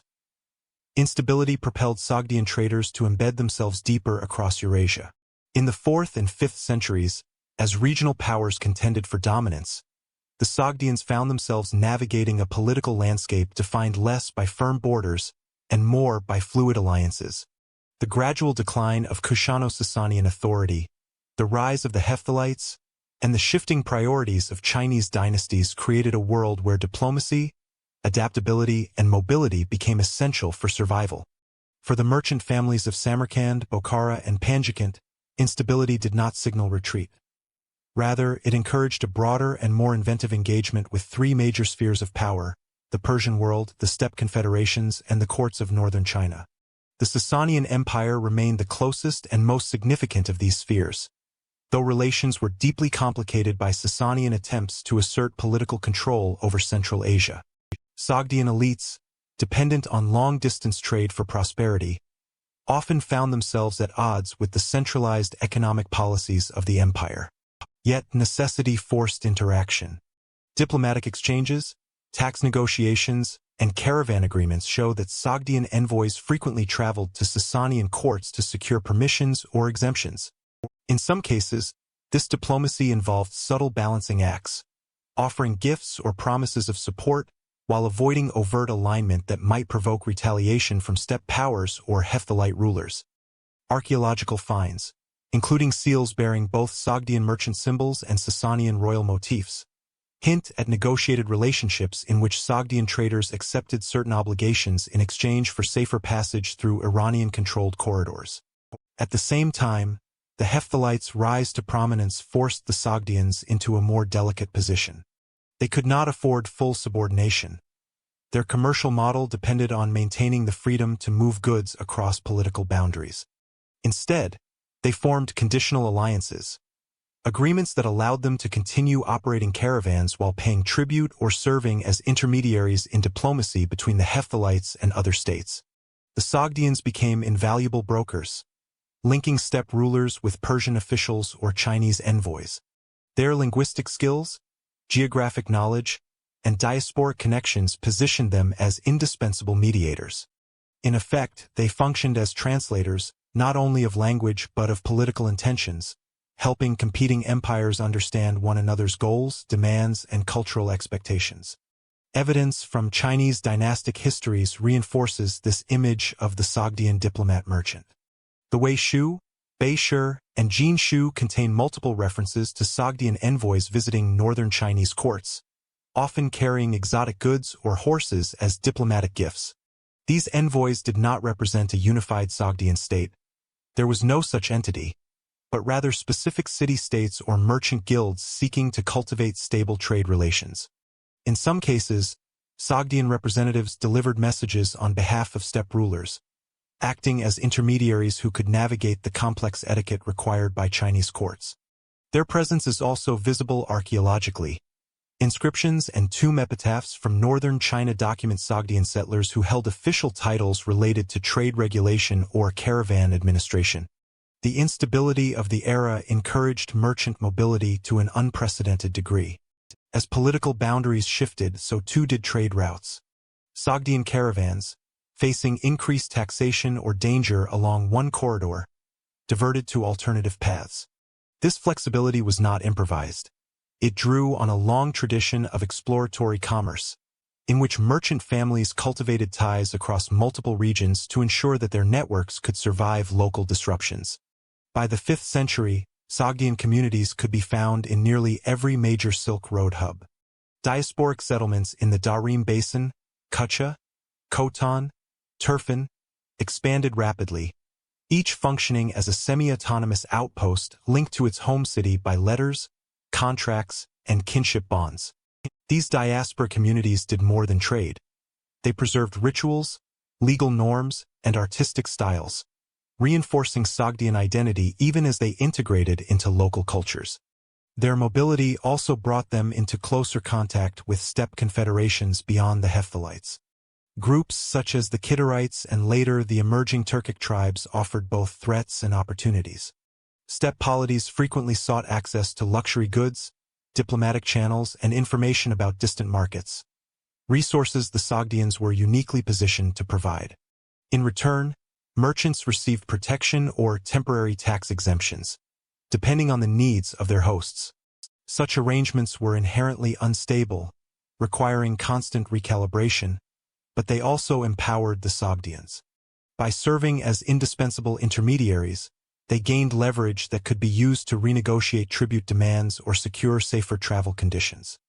In northern China, the political fragmentation following the collapse of the Western Jin Dynasty created a patchwork of states, later Zhao, former Qin, northern Wei, each eager to attract foreign trade as a symbol of legitimacy. Sogdian merchants capitalized on this competitive environment. They secured patronage from rulers who viewed them as exotic assets capable of importing prestige goods or facilitating alliances with distant powers. The northern Wei court, in particular, benefited from Sogdian knowledge of the steppe. Sogdian envoys helped negotiate horse exchanges, peace treaties, and intelligence-sharing arrangements with nomadic groups along the frontier. Cultural exchange was an inevitable byproduct. The mobility of Sogdian communities facilitated the spread of artistic styles, religious ideas, and technological knowledge. Manichaeism, Zoroastrianism, Buddhism, and local Sogdian cult practices all traveled along the same routes as their caravans, and the merchants often served as patrons of temples or religious specialists abroad. In China, Sogdian musicians gained renown for performances at court. Their instruments and melodies left a lasting imprint on Chinese musical traditions. Funerary art from northern China depicts Sogdian banquets, caravans, and ritual scenes, testimony to their prominence in cultural life even far from home. Back in Sogdiana itself, These far-reaching networks provided vital support during a period of political uncertainty. Remittances from diaspora merchants helped stabilize city economies, offsetting losses caused by regional conflicts. Overseas communities acted as information hubs, alerting their home cities to shifts in political alliances or new commercial opportunities. Even when local agriculture suffered due to tributary demands or nomadic incursions, the external earnings of Sogdian traders kept many urban centers functioning. This system of reciprocal support, home city to diaspora, diaspora to home city, became one of the defining features of Sogdian resilience. The presence of Sogdians in multiple imperial spheres also conferred a strategic advantage that no single empire could easily suppress. If relations with the Sasanians deteriorated, merchants had the option of strengthening ties with northern Chinese courts or steppe rulers. If the Hephthalites imposed excessive tribute, alternative corridors through Fergana or the Darim Basin offered escape routes. While this constant movement carried risks, it also prevented Sogdiana from becoming fully dependent on any one political power. In a world where empires rose and fell with alarming speed, diversification was survival. Over time, these strategies of mobility and diplomatic flexibility began to transform the Sogdians from regional actors into a Eurasian-wide commercial diaspora. Their settlements in China became more permanent. Their alliances with steppe groups deepened, often through marriage or shared economic interests. Even Persian authorities, despite their desire to control trade, increasingly relied on Sogdian intermediaries to manage relations with Central Asian powers. The merchants of Samarkand, previously one group among many in Central Asia's crowded political environment, emerged as indispensable facilitators of communication and exchange. By the mid-5th century, it was clear that instability had not weakened Sogdian commerce. It had globalized it. The pressures of shifting alliances and unpredictable rulers had compelled Sogdian traders to spread farther, negotiate more skillfully, and embed themselves more deeply across Eurasia. In doing so, they created a network capable of withstanding regional turbulence while capitalizing on new opportunities wherever they appeared. Stability returned with the rise of the First Turkic Khaganate, an empire whose arrival would reshape the Silk Road once again and elevate Sogdiana to its greatest historical prominence. By the mid-6th century, the Turks recognized Sogdian economic expertise. When the First Turkic Khaganate emerged as a dominant power across the Eurasian steppe, its rulers inherited not only territory but also the complex network of exchange that connected Inner Asia to China, Iran, and the wider Silk Route. The new political order, rapid in its consolidation and expansive in its ambitions, required specialists capable of managing revenue, diplomacy, and interregional commerce. Sogdian merchants, scribes, and administrators, long accustomed to operating across diverse political environments, became key intermediaries within the Khaganate. Their integration into Turkic governance reflects a broader pattern. Steppe empires frequently relied on sedentary populations to provide administrative skills they themselves did not cultivate. Evidence from Chinese chronicles, particularly the Zhou Shu and Sui Shu, confirms that Sogdian officials served in advisory roles at the Turkic court, assisting Khagans with matters related to taxation and foreign communication. These sources describe Sogdians as masters of trade calculations, a recognition of their ability to assess caravan revenues, manage customs duties, and coordinate long-distance transactions. Their administrative competence filled a structural gap within the Khaganate.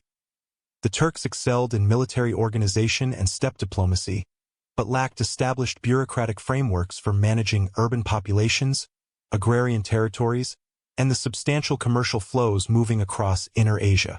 The Orkhan inscriptions, while composed later and focused primarily on elite Turkic identity, also hint at the presence of non-Turkic specialists within earlier administrative systems. Although Sogdians are not explicitly named in the surviving texts, their broad involvement in Turkic governance is supported indirectly through loanwords related to commerce and scribal practice. Linguistic analyses show that several administrative terms of Sogdian origin entered Turkic vocabulary during this period, an indication that Sogdian scribes played a role in record-keeping and fiscal administration.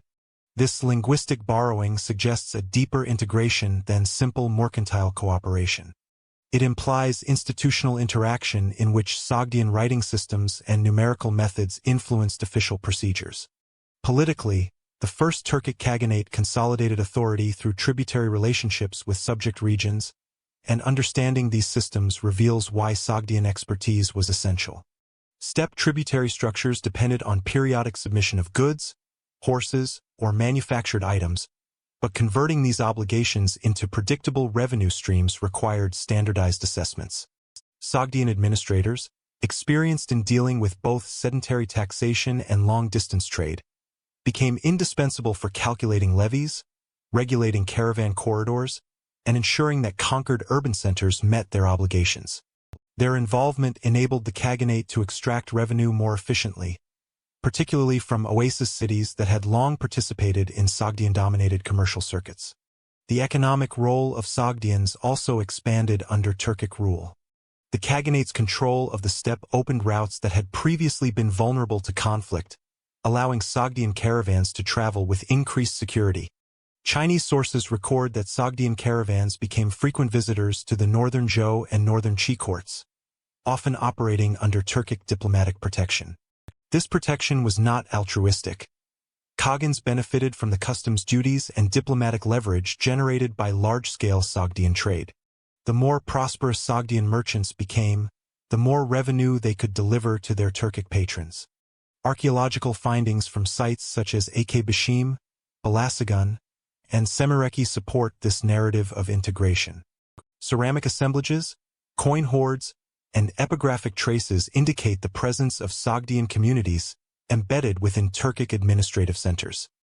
Their residences, workshops, and religious structures reveal stable settlements, suggesting that merchants were not merely temporary visitors. In several cases, Sogdian religious practices, particularly Zoroastrian fire shrines, appear within regions under Turkic control.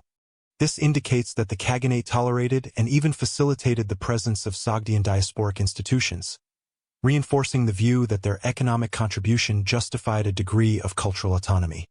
The role of Sogdians in external diplomacy further strengthened their position within the Khaganate.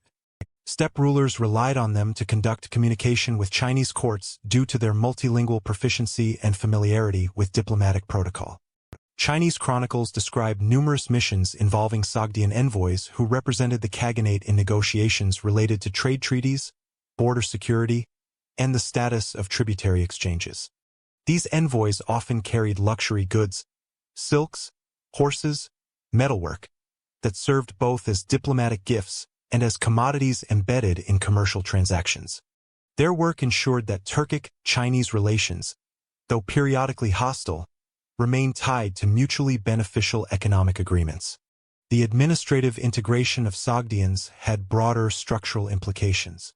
Their involvement contributed to the stabilization of urban economies across Central Asia after a period of fragmentation. Oasis cities such as Samarkand, Kesh, and Bukhara benefited from renewed access to trade routes secured by Turkic military dominance. The Khaganate's willingness to rely on Sogdian expertise meant that these cities experienced an increase in commercial activity, with caravans traveling more frequently and with greater predictability.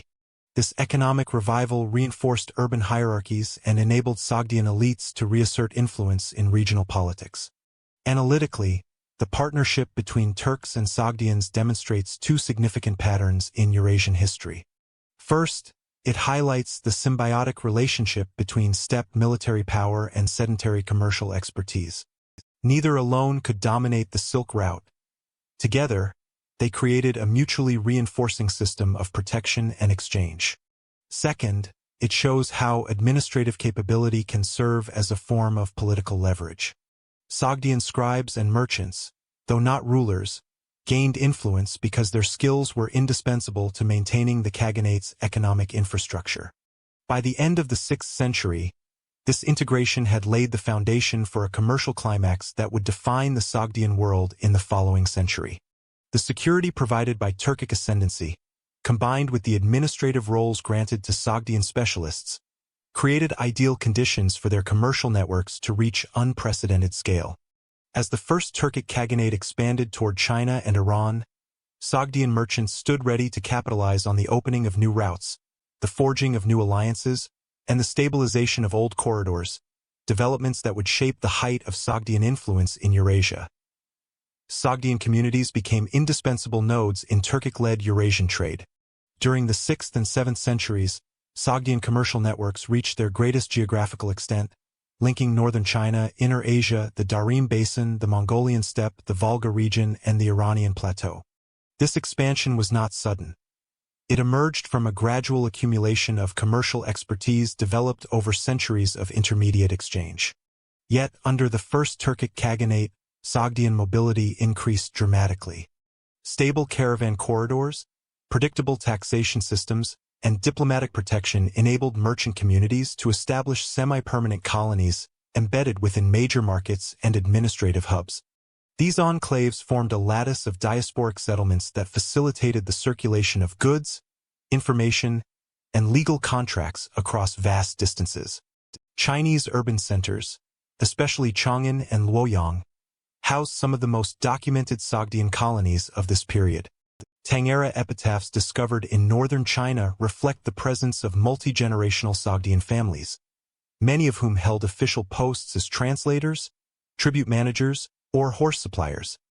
The bilingual epitaph of Workak, Shurjun, dated to 579 CE, provides direct evidence of a wealthy Sogdian merchant who operated caravans between Central Asia and northern China. The imagery in his stone couch tomb, depicting banquets, caravan scenes, and diplomatic encounters, illustrates the social status Sogdians achieved through their commercial expertise.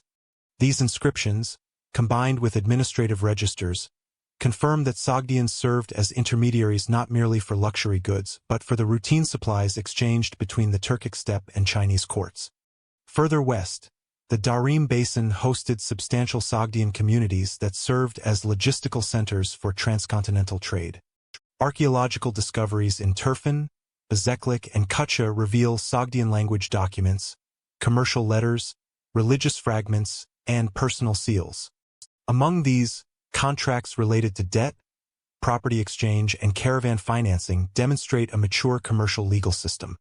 Texts recovered from the Astana cemetery near Turfan include loan agreements and partnership documents showing that Sogdian merchants engaged in structured financial arrangements with both locals and other diaspora members. These findings support an analytical conclusion. Sogdian communities maintained legal continuity across regions, enabling them to uphold mutual obligations even when dispersed across thousands of kilometers. Dunhuang, situated at the eastern gateway of the Darim corridor, offers some of the clearest evidence of Sogdian presence. The Mogeo manuscript cache contains Sogdian letters and administrative notes indicating routine interaction with Chinese officials. These documents illustrate the commercial rhythms governing Silk Route traffic, seasonal caravan schedules, standardized weights, and reciprocal agreements for accommodation and security.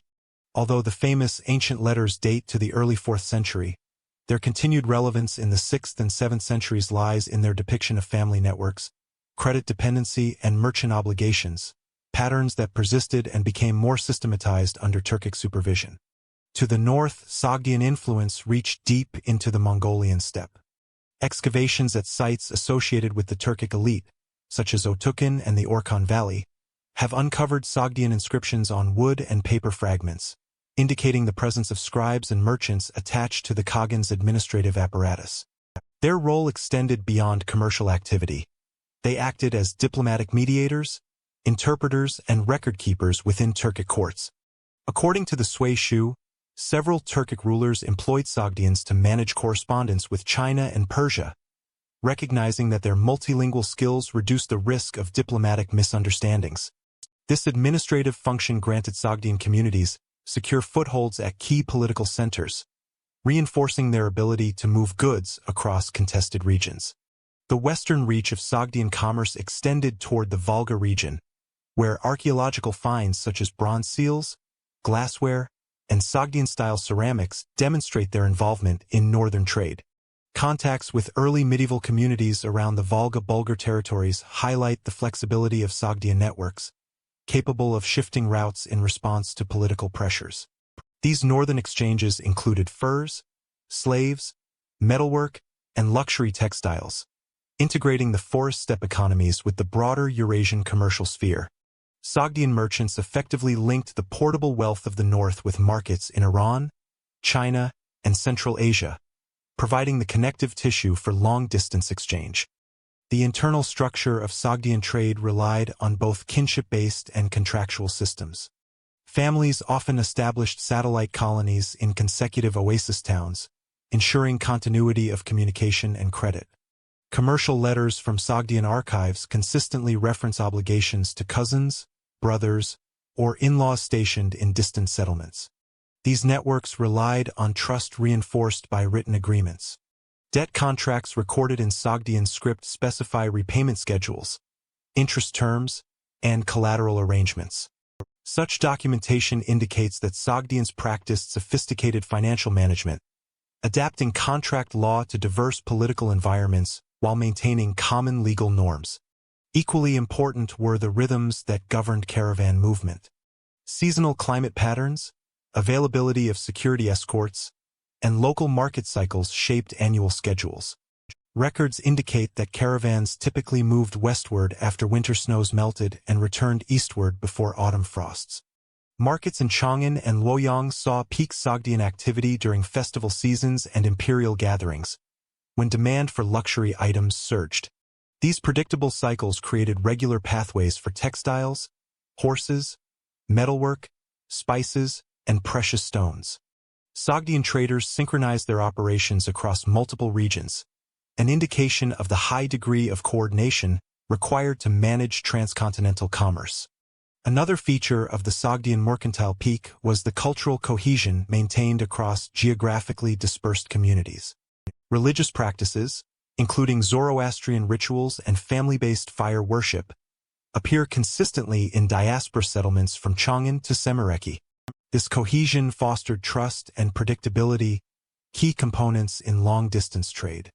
Material remains, portable altars, ossuaries, and symbolic motifs demonstrate continuity in belief systems that provided social stability even in unfamiliar urban environments. The endurance of Sogdian identity across diverse regions reflects their capacity to balance integration with cultural preservation. Analytically, the 6th and 7th centuries represent the moment when Sogdian networks functioned as a trans-regional economic system rather than a collection of isolated merchant families. Their ability to navigate Turkic patronage, Chinese bureaucracy, and local politics across the Darim Basin allowed them to unify multiple commercial zones into a coherent whole. The distribution of Sogdian documents and artifacts across Eurasia confirms that their reach depended not merely on mobility but on the institutional mechanisms they built to sustain commercial activity over generations. Their colonies served as predictable nodes in a network that allowed goods, credit, and information to circulate with unusual reliability.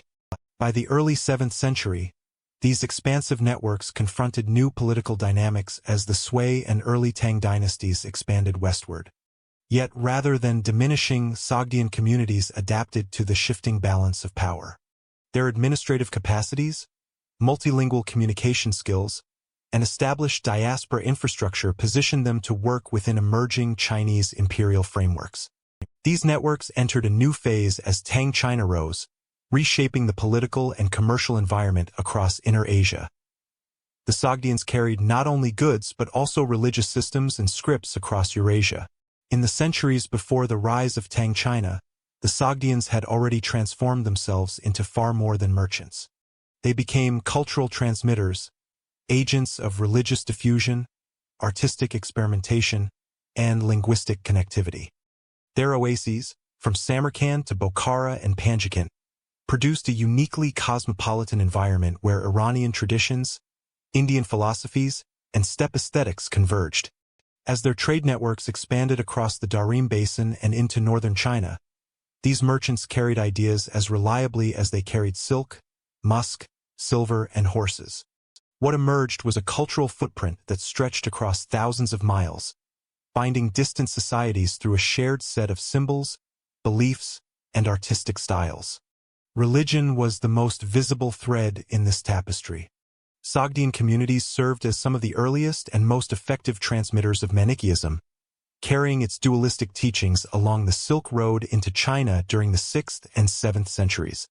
Manichaean monks and merchants frequently traveled together, relying on Sogdian caravans for logistical and financial support.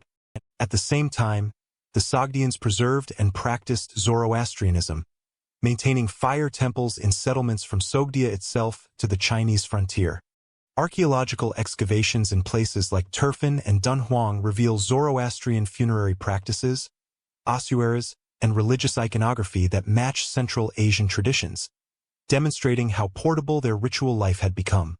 Buddhism was also part of this mosaic. While not a religion native to Sogdia, Sogdian monks and translators helped bring Mahayana texts from India to China. Their carved inscriptions and translated sutras appear throughout the Darim Basin, showing how Sogdian scribes acted as intermediaries between Indian Buddhist centers and Chinese monasteries. This multi-religious coexistence, Zoroastrian priests, Buddhist translators, and Manichaean missionaries traveling along the same routes, made Sogdian diaspora communities some of the most culturally diverse enclaves in Eurasia. Their artistic legacy was equally expansive. The murals of Afrasiab in Samarkand remain the most striking visual record of Sogdian cosmopolitanism. Created during the 7th century, these frescoes depict diplomatic receptions, hunting scenes, foreign envoys, and religious ceremonies, reflecting connections from Iran to China, from Korea to India. Their bold colors, dynamic movement, and narrative complexity reveal an aesthetic shaped by long-distance trade and cultural contact. In the Darim Basin, wall paintings in places like Kocho and Bezeklik show clear influences of Sogdian artistic conventions, elongated figures, flowing garments, and richly patterned textiles, incorporated into Buddhist iconography. Even Chinese tomb art during the northern Zhou, Sui, and early Tang dynasties shows Sogdian influence. Dancers, musicians, and foreign merchants appear frequently, often wearing Sogdian-style clothing or playing Central Asian instruments.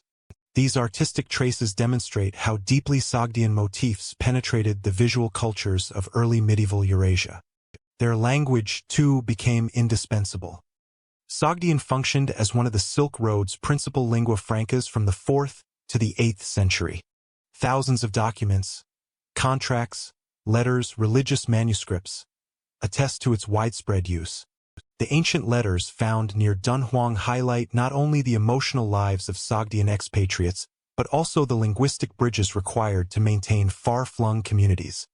Merchants wrote in Sogdian to maintain continuity across their networks, enabling communication from Merv to Chang'an with remarkable consistency. Epigraphic evidence reveals that Sogdian was adopted by non-Sogdians as well, including Turkic elites and Buddhist monks who needed a common medium of exchange. The spread of Sogdian script even influenced the development of early Uyghur writing systems, creating a genealogical link that would later shape Mongolian and Manchu scripts. What began as the language of one merchant people became a foundational written tradition for entire empires. By the 6th and 7th centuries, this cultural transmission had become inseparable from their commercial success. The religious communities they supported created trust networks. The art they spread made their presence immediately recognizable, and the language they carried served as a practical infrastructure for trade. Far from being passive intermediaries, the Sogdians shaped the ideological and aesthetic landscape of Eurasia, leaving a legacy that would endure long after their political power declined. Their ability to transmit culture as effectively as commodities ensured their relevance as Tang China emerged on the world stage, setting the stage for an even deeper phase of Sogdian influence under imperial patronage. Tang China became the most prominent center of Sogdian diaspora life. By the early 7th century, the capital Chang'an and other major urban centers such as Luoyang and Taiyuan hosted substantial Sogdian populations, integrated into both commercial and military spheres. Tang administrative records, including the Tang Shu and the Xian Tang Shu, categorized Sogdians under specific foreign resident classifications, reflecting their dual role as both merchants and military auxiliaries. These records indicate that Sogdian families maintained corporate identities within the city, registering collectively for taxation, military service, and participation in urban guild-like networks. Their presence in official documentation underscores not only their economic significance but also their recognized social status within Tang urban hierarchies. Military service was a crucial avenue for Sogdian influence. The Tang Dynasty incorporated Sogdians into specialized cavalry units, capitalizing on their equestrian skill and knowledge of steppe tactics. These units often formed the backbone of frontier garrisons or acted as rapid response detachments during internal unrest. Funerary stelae and epitaphs, such as those of the En, Kong, and Shur families, frequently depict mounted warriors in Sogdian-style dress and armor, emphasizing both martial proficiency and ethnic identity. These inscriptions serve as evidence that military integration complemented commercial activity, positioning Sogdian elites as indispensable to Tang imperial administration and defense.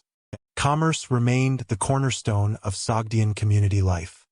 Chang'an's cosmopolitan markets were dominated in part by Sogdian merchants who imported textiles, metalwork, spices, and precious stones from Central Asia, India, and Persia.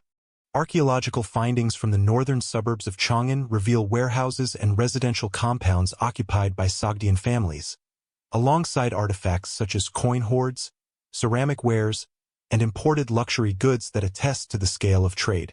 Epigraphic evidence indicates that some Sogdian merchants were formally recognized by Tang officials, receiving tax exemptions or trade privileges in return for supplying the imperial household or facilitating tribute exchanges from Central Asia.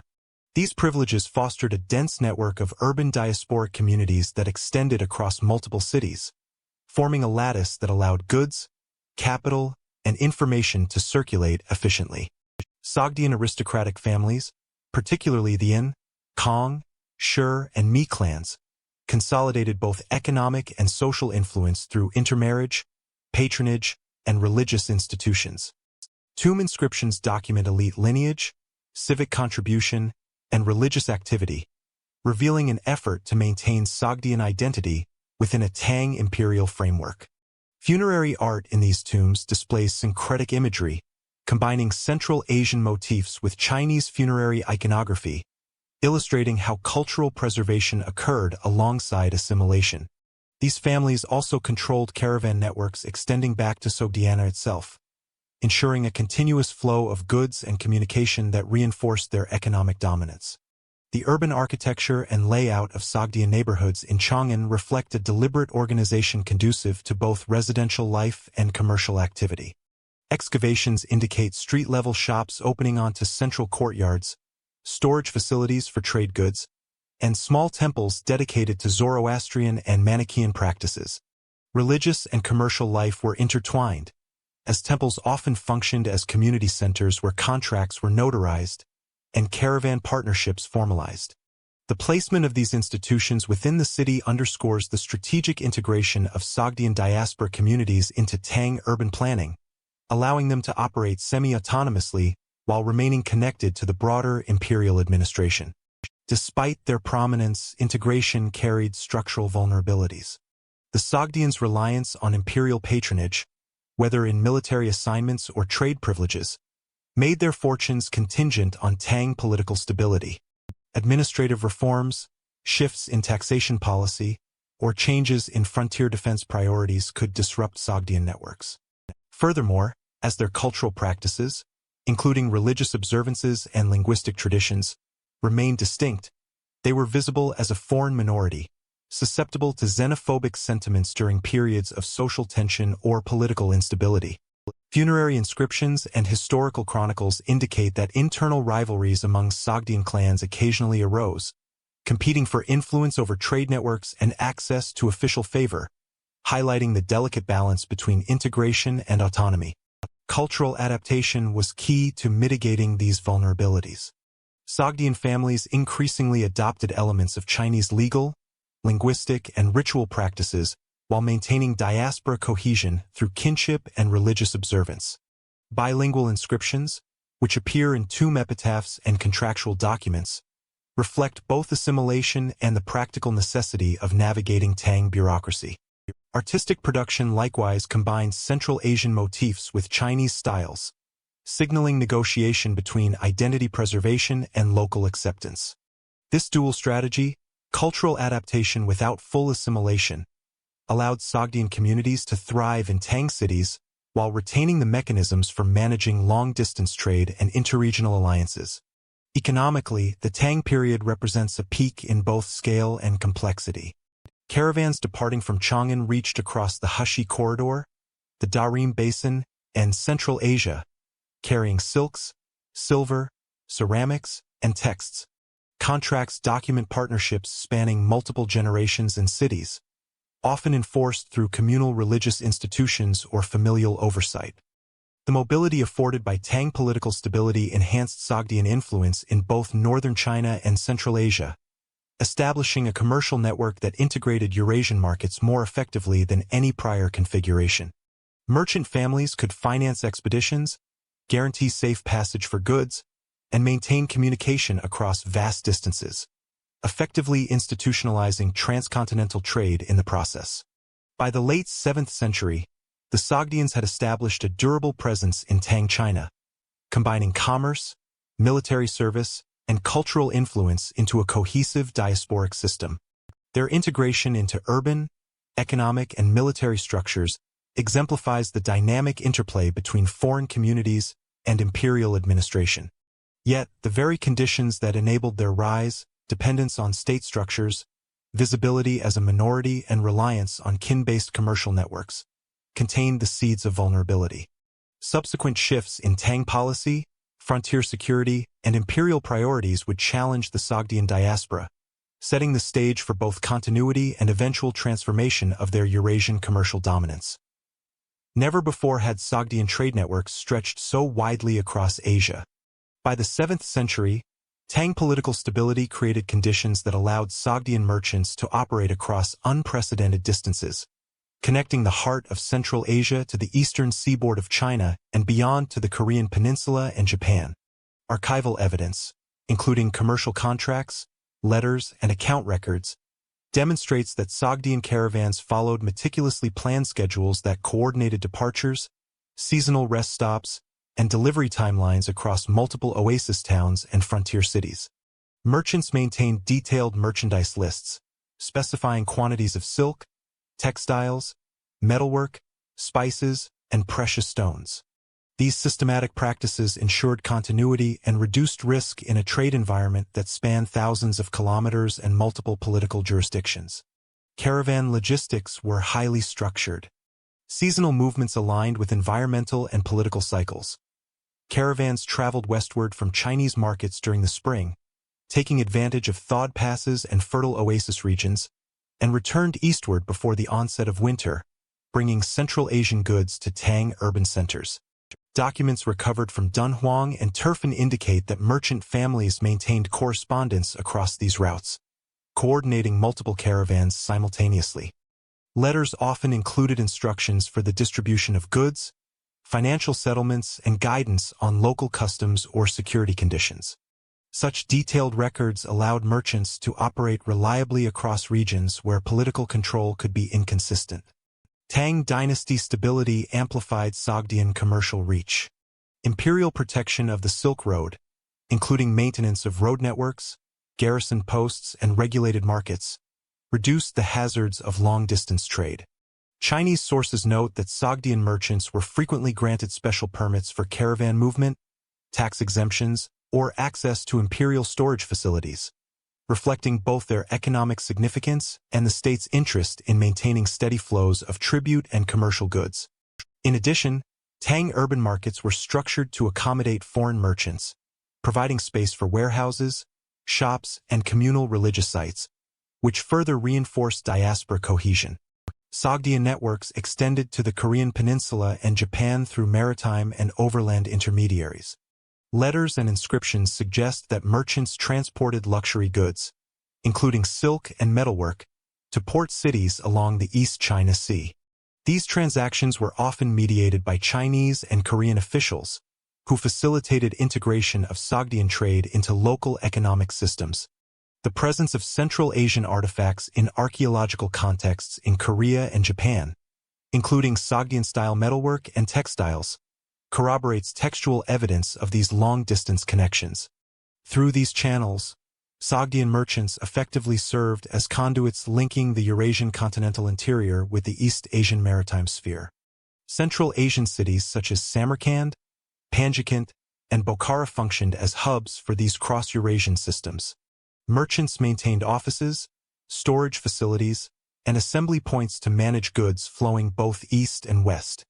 Contracts from this period reveal sophisticated financial arrangements, including joint ventures, debt agreements, and profit-sharing schemes that often involved multiple families operating across different cities.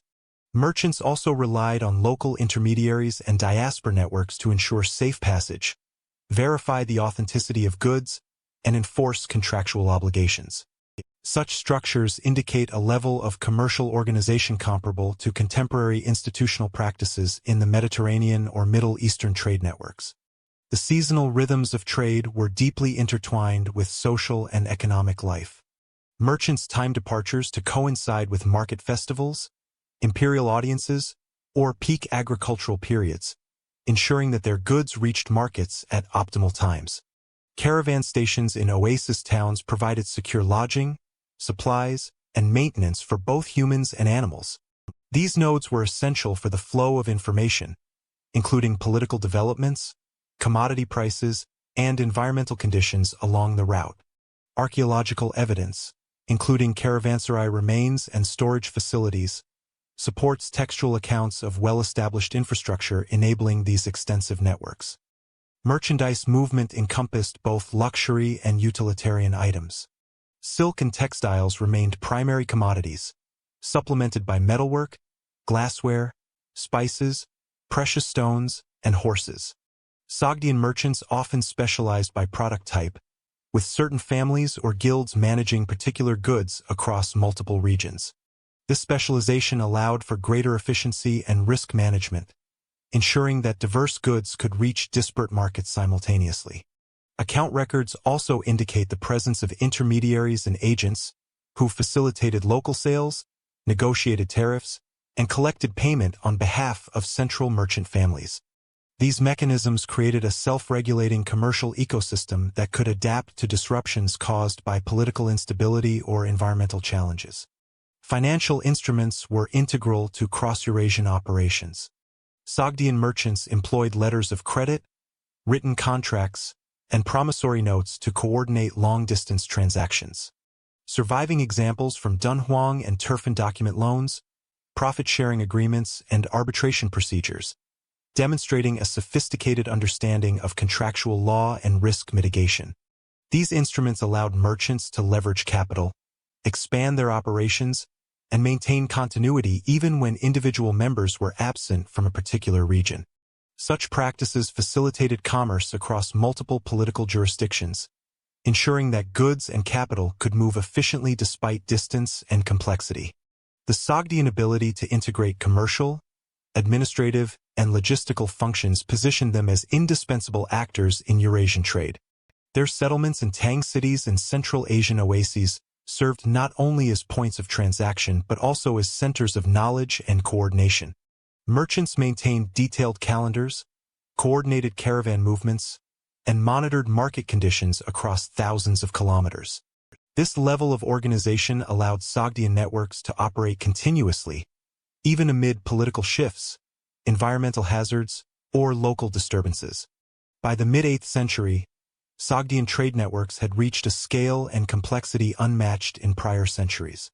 They connected the heartlands of Central Asia with China, Korea, Japan, and regions as far west as Iran and the Volga.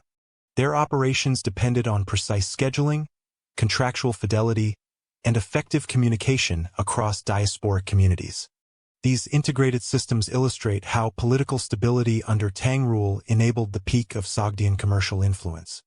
Yet the mid-8th century would mark a turning point, as political upheavals and new imperial priorities began to challenge the continuity of these cross-Eurasian networks. The Inlushan rebellion altered the position of Sogdians in Tang governance. Between 755 and 763 CE, the Tang Dynasty experienced one of the most disruptive internal crises in its history.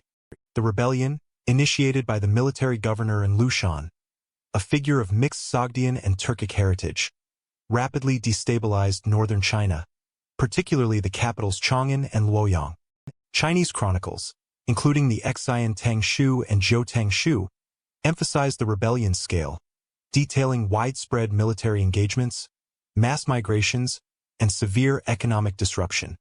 Sogdian and Turkic elites, who had long occupied positions of authority within Tang administration and frontier military units, were intimately implicated in both the initiation and execution of these campaigns. Their prominence in the rebellion, whether voluntary or coerced by military hierarchy, made them politically vulnerable in its aftermath. And Lu Shan's personal connections to Sogdian merchant and military families exemplify the integration of diaspora elites into Tang governance. Epitaphs and family records indicate that many Sogdians held high-ranking posts, particularly in cavalry units, logistics management, and frontier administration.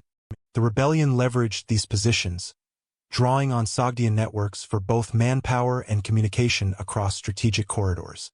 Archaeological evidence, including inscriptions and tombs, demonstrates the presence of Sogdian cavalry contingents in the initial stages of Lu Shan's campaign, highlighting the intersection of military service, ethnic identity, and commercial influence in the steppe Chinese frontier system.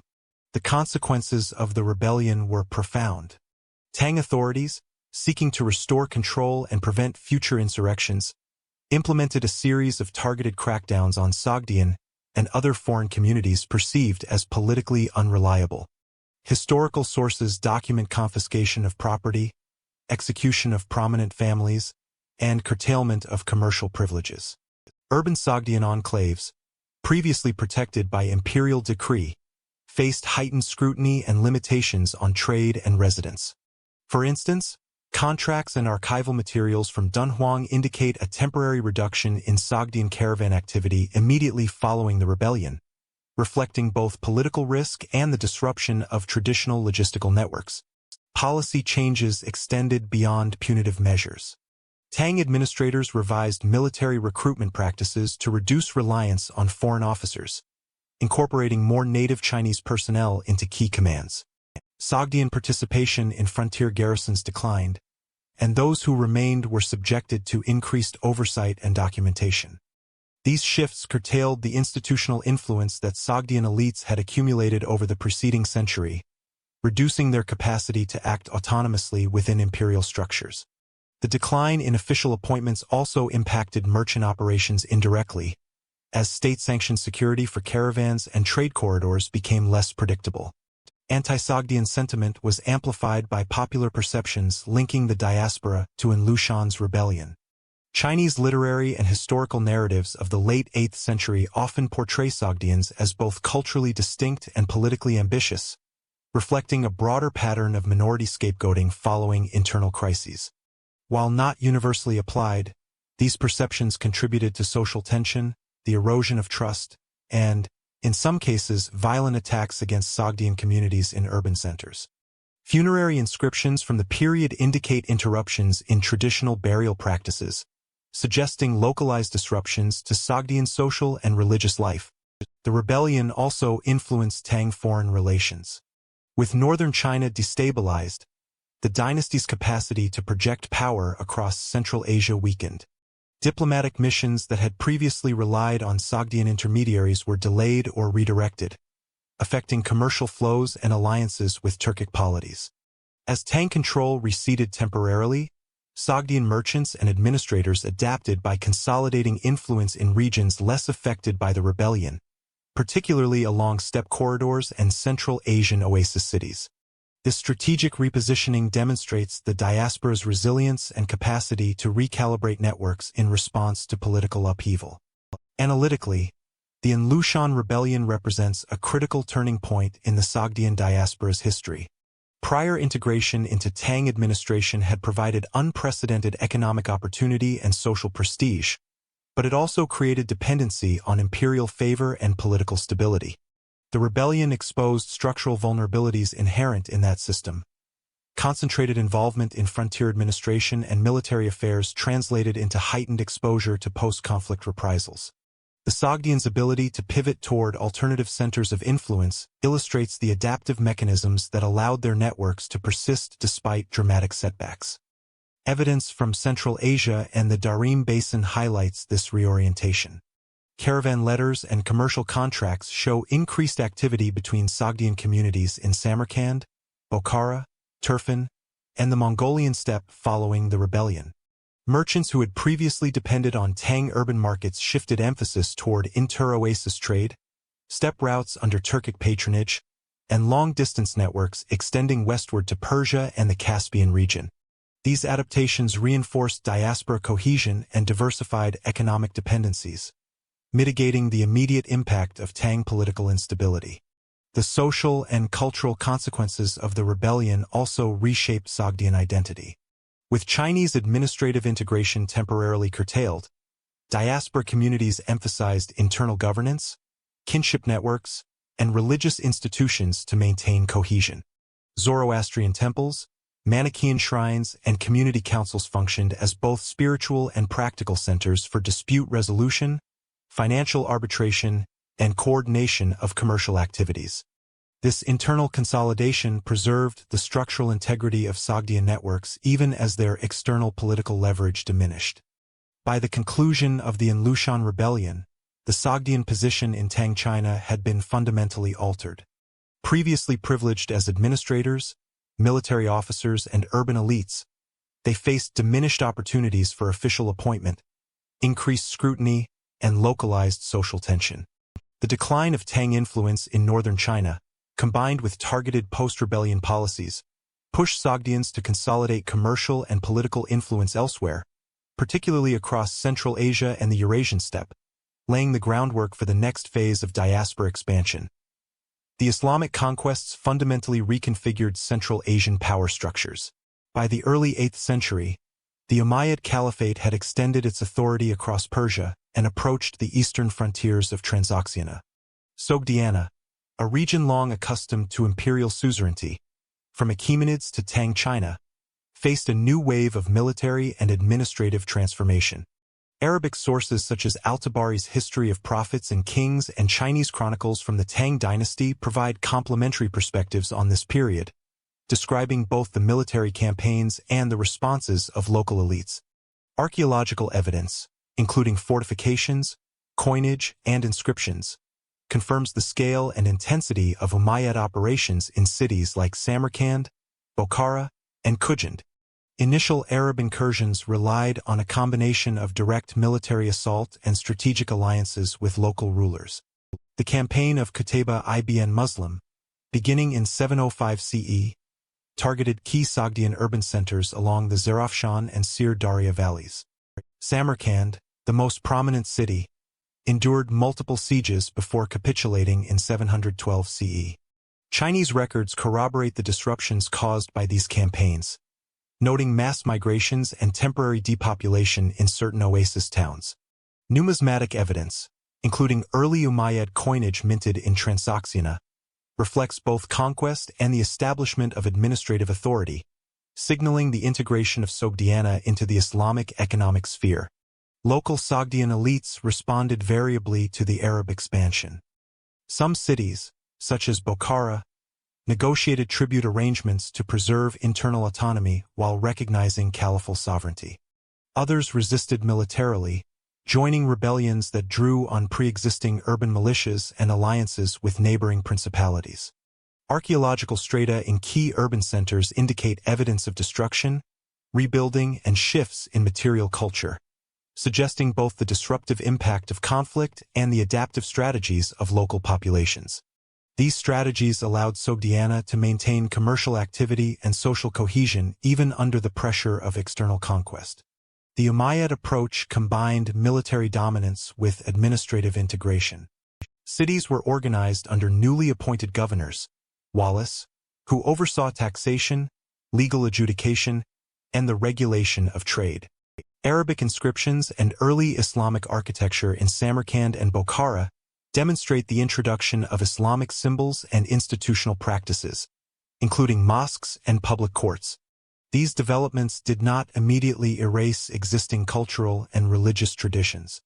Zoroastrian, Buddhist, and Manichaean communities persisted alongside newly established Islamic institutions, illustrating the gradual and negotiated nature of Sogdiana's transformation.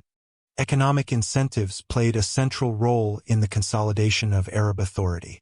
The fertile river valleys of the Zarafshan and Sirdarya were critical for tax revenue, providing grain, textiles, and other commodities for the Umayyad administration. Sogdian merchants were incorporated into the Islamic fiscal system, often retaining significant commercial autonomy while remitting tribute or tax payments. Archaeological evidence of marketplaces, caravanserai, and coin hoards suggests that trade routes remained active, linking Sogdiana to Persia, the steppe, and northern India. In many cases, Sogdian commercial expertise was instrumental in maintaining the logistical efficiency of the new administration. Revolts persisted intermittently throughout the early 8th century. The most notable, the rebellion of 719 to 720 CE, involved coalitions of local Sogdian elites and allied Turkic groups, resisting fiscal and religious impositions. Contemporary Arabic chronicles describe these uprisings as both military and political challenges, highlighting the limits of Umayyad control in the early decades of occupation. Archaeological evidence supports these accounts, showing burned layers in urban centers and the temporary disruption of settlement continuity. Yet these revolts also demonstrate the Sogdians' capacity to negotiate with the new rulers, often resulting in negotiated settlements that preserved some degree of local authority. Cultural and religious adaptation was a parallel process to military and administrative change. Sogdian elites gradually adopted Islamic legal and administrative practices, while also retaining elements of their previous social and religious structures. Epigraphic material and surviving manuscripts from Bukhara and Samarkand indicate a bilingual administrative environment, where Sogdian language documents coexisted with Arabic records. This dual system facilitated the transition to Islamic governance while maintaining continuity in commercial, social, and kinship networks. It also allowed Sogdiana to serve as a bridge between the Islamic Caliphate and the broader Central Asian trading world. The Umayyad conquest fundamentally altered political alignments in the region. Sogdiana, previously positioned between Tang China and steppe powers, now became a frontier of the Islamic world, interacting with Turkic confederations, Iranian principalities, and Indian polities under a unified caliphal authority. These shifts reshaped military logistics, trade routes, and urban hierarchies. Importantly, the transformation was not instantaneous. Local adaptation, resistance, and negotiation produced a complex layering of Sogdian, Islamic, and residual pre-Islamic institutions. Analytically, the Arab expansion illustrates the interaction between imperial power and resilient local structures. Sogdiana's urban networks, commercial expertise, and diasporic connections allowed it to absorb military conquest while retaining economic vitality. The siege of Samarkand and subsequent incorporation into Umayyad administration marked a pivotal moment in the region's history, setting in motion structural changes in governance, taxation, and trade that would persist under subsequent Abbasid rule. By the mid-8th century, Sogdiana had been effectively integrated into the Islamic world, yet it retained distinctive social, commercial, and cultural identities. Merchants, administrators, and urban elites adapted to the new caliphal framework, ensuring continuity of trade networks and diaspora cohesion. Once incorporated, Sogdiana adapted to new administrative realities, laying the foundation for its continued economic and cultural significance under the Abbasids and in wider Eurasian commerce. Conversion proceeded gradually, shaped by local elites and economic incentives. In the decades following the Umayyad conquest, the Abbasid Caliphate consolidated its authority across Transoxiana, implementing administrative and fiscal reforms that profoundly influenced Sogdiana's urban and social landscape. Arabic sources, including Al-Tabari and Al-Masudi, alongside archaeological evidence from Bukhara, Samarkand, and Panjikent, illustrate a multi-layered process of Islamization. This process was neither uniform nor abrupt. It involved negotiated adaptation between Abbasid administrators and entrenched Sogdian elites, whose economic and social positions made them key agents in mediating religious and institutional change. Fiscal policies under Abbasid rule incentivized conversion. Muslim subjects were subject to the zakat, a religious tax, and were exempt from the jizya, a levy imposed on non-Muslims. For Sogdian merchants and urban elites, adopting Islam could reduce fiscal burdens while maintaining access to long-distance trade networks overseen by Abbasid authorities. Numismatic evidence and taxation records demonstrate that cities with significant Sogdian populations gradually incorporated these fiscal adjustments, with local registers reflecting the shifting composition of the taxable population. Economic motivations thus reinforced religious transformation, particularly among influential families whose participation in commerce and administration intersected with the fiscal structure of the caliphate. Urban restructuring accompanied these fiscal and religious changes. Abbasid governance emphasized centralized control over strategic cities, reorganizing marketplaces, civic quarters, and defensive fortifications. Archaeological layers indicate modifications to infrastructure in Samarkand and Bukhara, including the construction of mosques, administrative offices, and caravanserai. Religious architecture served dual purposes, facilitating the practice of Islam while also functioning as civic nodes where fiscal records were maintained, legal disputes adjudicated, and community obligations monitored. These structures gradually supplanted pre-Islamic religious and civic institutions, though vestiges of Zoroastrian fire temples and Buddhist shrines persisted well into the 9th century. Patterns of religious conversion were complex and often incremental.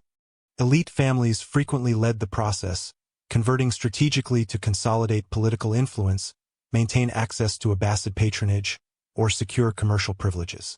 Textual and epigraphic evidence suggests that conversion frequently occurred over several generations, with new Muslim identities layered atop enduring cultural practices. Ritual observances, funerary customs, and kinship networks retained pre-Islamic features even as official adherence to Islam became more pronounced. This duality allowed Sogdian communities to navigate the tensions between religious integration and the preservation of social cohesion. Trade networks also facilitated the spread of Islam.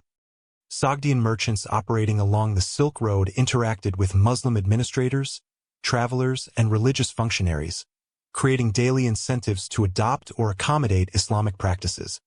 Contractual documents from Panjikent and Dunhuang reveal bilingual records in Arabic and Sogdian, indicating a pragmatic accommodation to Islamic commercial norms while preserving traditional linguistic and cultural frameworks.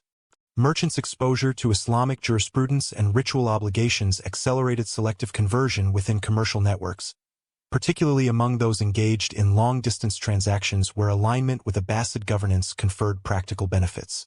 Social stratification evolved in tandem with religious and administrative transformation. Newly converted elites often occupied positions as governors, tax collectors, and judges, while non-Muslim communities, including Zoroastrians, Buddhists, and residual Manichaeans, were gradually relegated to subordinate roles or segregated quarters. Archaeological evidence, such as differentiated housing and workshop areas in urban excavations, suggests a reorganization of spatial and occupational hierarchies reflecting religious affiliation. These developments highlight the interplay between religion, administration, and social mobility, illustrating how Abbasid policies reshaped Sogdian urban society at multiple levels. Education and legal practice were also influenced by Islamization. Sogdian elites increasingly relied on Islamic jurisprudence, fiqh, for dispute resolution, trade regulation, and governance. Manuscripts and inscriptions from the period indicate a growing presence of Arabic in administrative, commercial, and religious contexts, with Sogdian serving as a transitional medium. Religious scholars and literate merchants acted as intermediaries, translating legal concepts, recording contracts, and disseminating knowledge of Islamic norms. This intellectual integration reinforced social cohesion among converted elites while providing continuity in governance and commerce across the region. Despite these changes, older institutions persisted in limited contexts. Zoroastrian fire temples, Buddhist monasteries, and community councils continued to function in urban centers and rural settlements, demonstrating that Islamization was neither immediate nor total. Archaeological surveys of Bukhara and Samarkand reveal mixed-use structures where religious and civic activities coexisted for decades, suggesting a gradual absorption of pre-Islamic social frameworks into Islamic governance.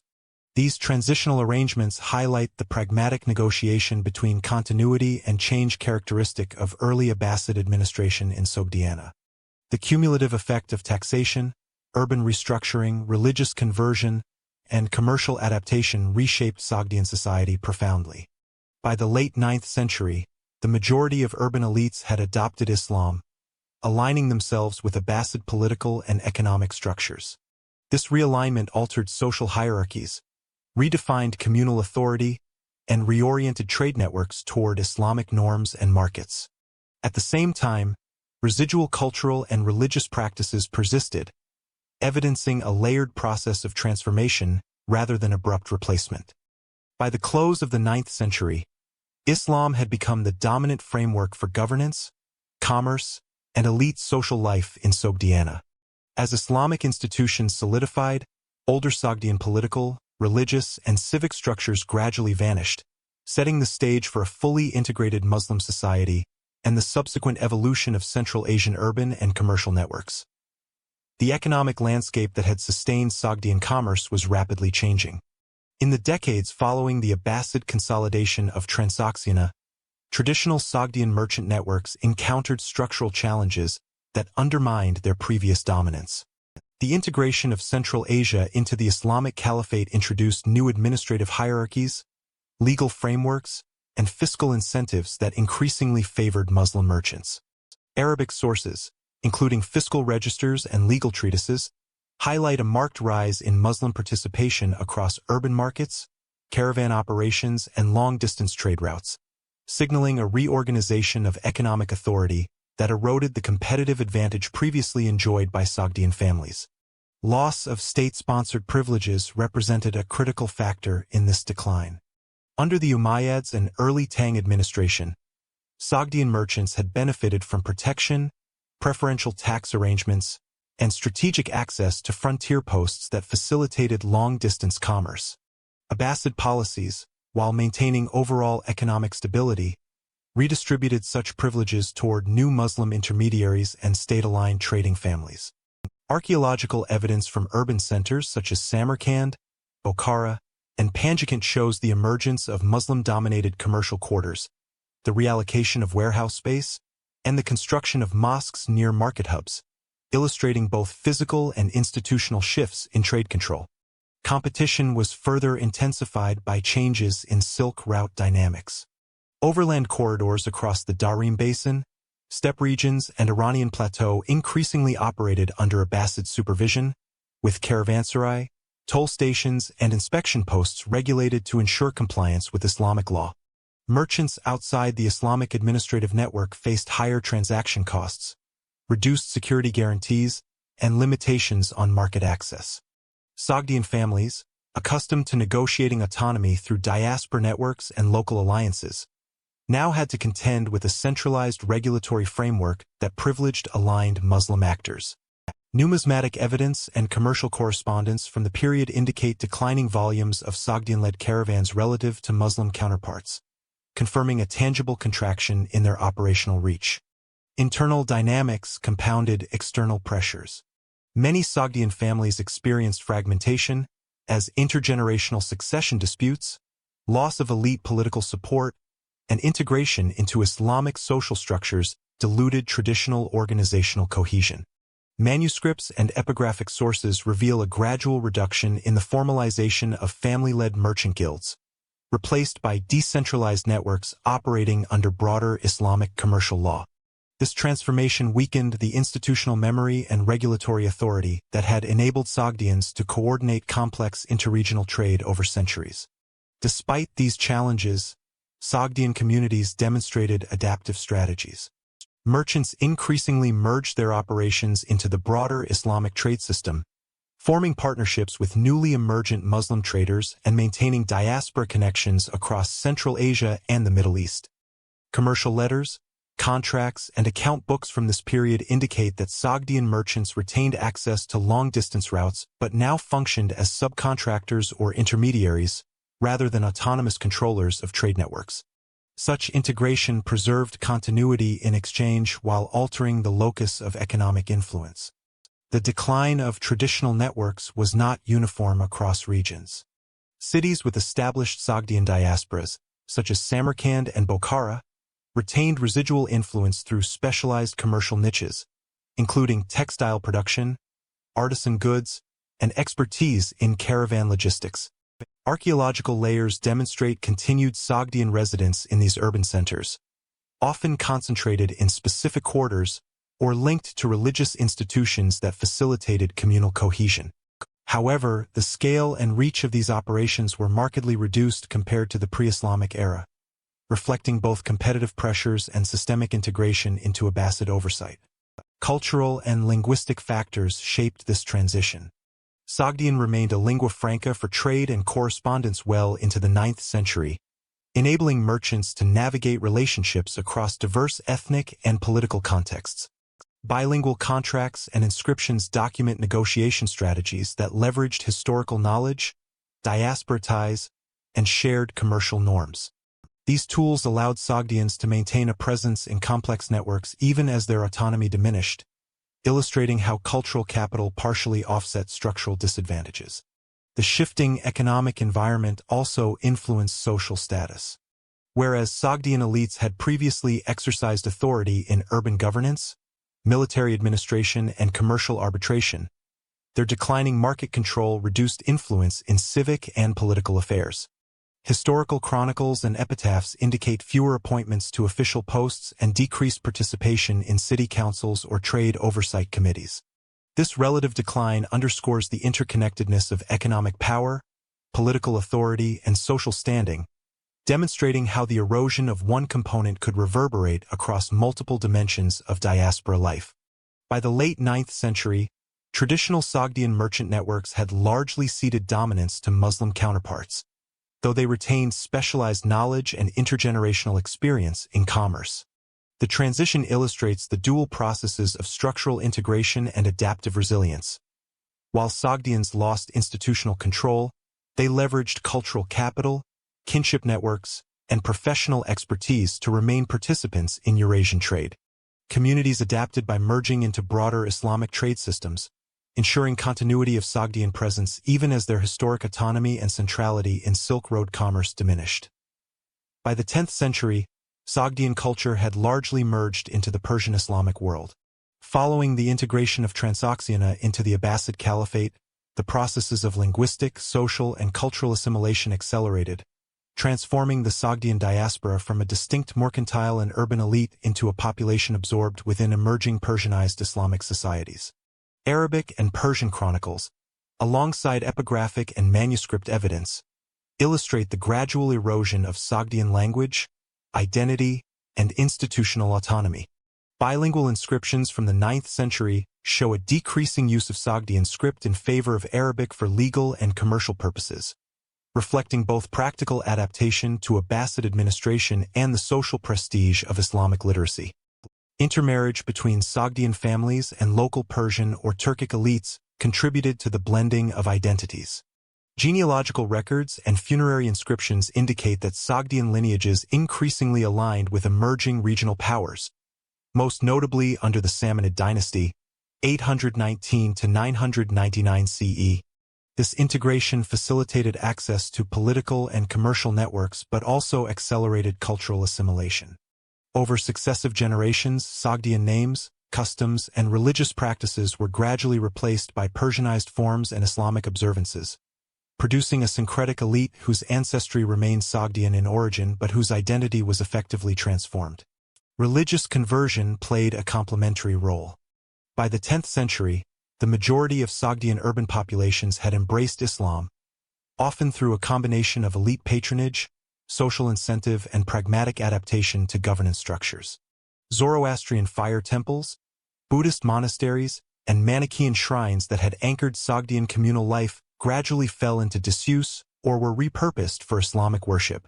Archaeological surveys of Bukhara, Samarkand, and Panjikent show that former Sogdian religious sites were replaced with mosques and madrasa complexes, signaling both material and symbolic assimilation.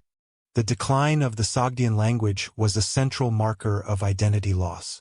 While Sogdian continued as a written medium for commerce and private correspondence into the early 9th century, the language's functional domains narrowed progressively. Persian, as the administrative and literary lingua franca of the Samanid state, supplanted Sogdian in official documents, poetry, and cultural expression. Manuscripts from the region reveal a transition from bilingual Arabic Sogdian texts to primarily Persian and Arabic records, reflecting both the practical necessity of linguistic adaptation and the gradual absorption of Sogdian heritage into broader Persian Islamic culture. Urban restructuring and elite replacement reinforced assimilation. Samanid governance established Persianized administrative elites who controlled taxation, legal oversight, and trade. Former Sogdian families, if they retained influence, often did so as subordinate partners within these structures rather than as autonomous power brokers. Archaeological evidence shows continuity of settlement but a reorientation of civic and commercial spaces under new elites, illustrating how material and social landscapes adapted to changing political hierarchies. Cultural transmission, however, persisted in subtle forms. Sogdian artisans, merchants, and scribes contributed technical knowledge, artistic motifs, and commercial practices that were absorbed into Persian Islamic society. Architectural features, textile designs, and numismatic conventions demonstrate the lingering influence of Sogdian heritage, even as overt ethnic and linguistic markers faded. These contributions underscore the distinction between cultural disappearance in identity terms and continuity in functional, technological, and aesthetic domains. The absorption of Sogdiana into Persian Islamic culture also reflected broader demographic and migratory trends. Turkic migrations, Abbasid resettlement policies, and Samanid centralization reshaped population distributions, further diluting the density of Sogdian-speaking communities. Diaspora networks that had once extended across Central Asia contracted, leaving behind localized traces integrated within larger ethnic and linguistic groups. By the late 10th century, distinct Sogdian quarters in urban centers had largely vanished, replaced by mixed Persian-Turkic neighborhoods aligned with Islamic governance and commerce.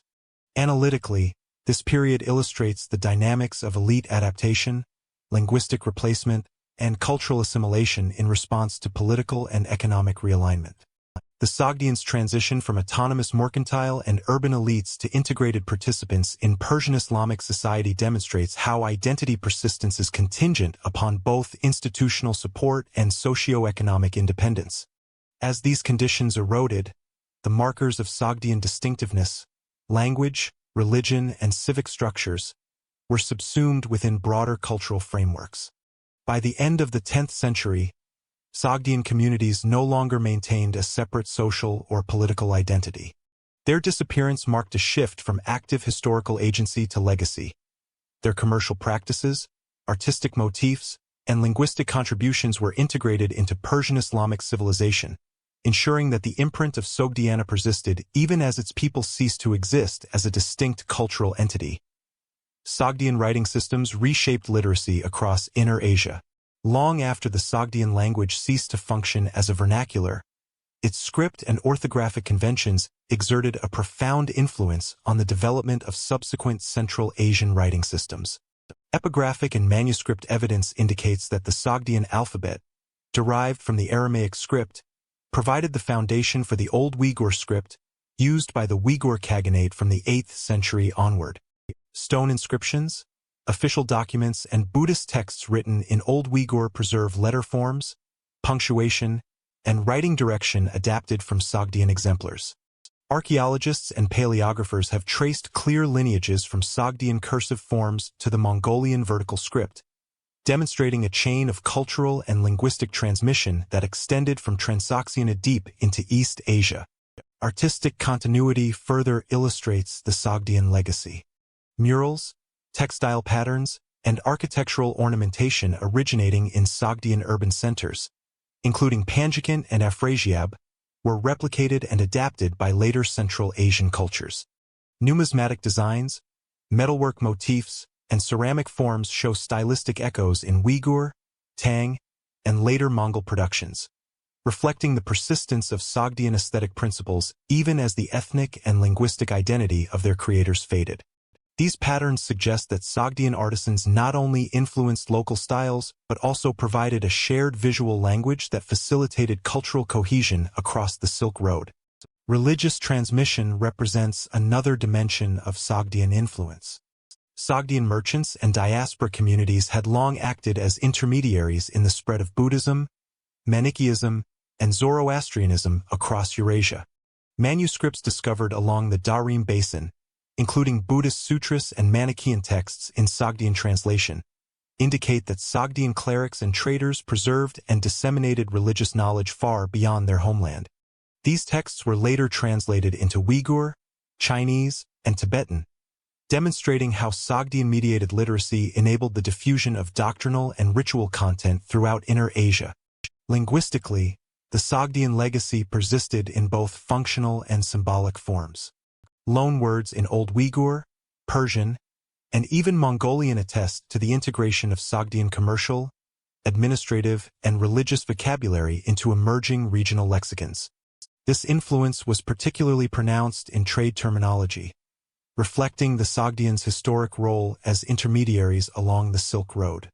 Scholars have identified hundreds of Sogdian origin terms preserved in Uyghur legal documents, Persian trade contracts, and Mongol administrative correspondence, underscoring the durability of their linguistic imprint. Sogdian influence extended to urban and commercial practices as well. The organizational principles of merchant guilds, caravan logistics, and long-distance credit systems, documented in surviving contracts and letters, were adopted and modified by successor societies. These systems facilitated the operation of complex trade networks spanning Central Asia, Persia, China, and the steppe, ensuring that Sogdian commercial innovations persisted long after the ethnic communities themselves had assimilated.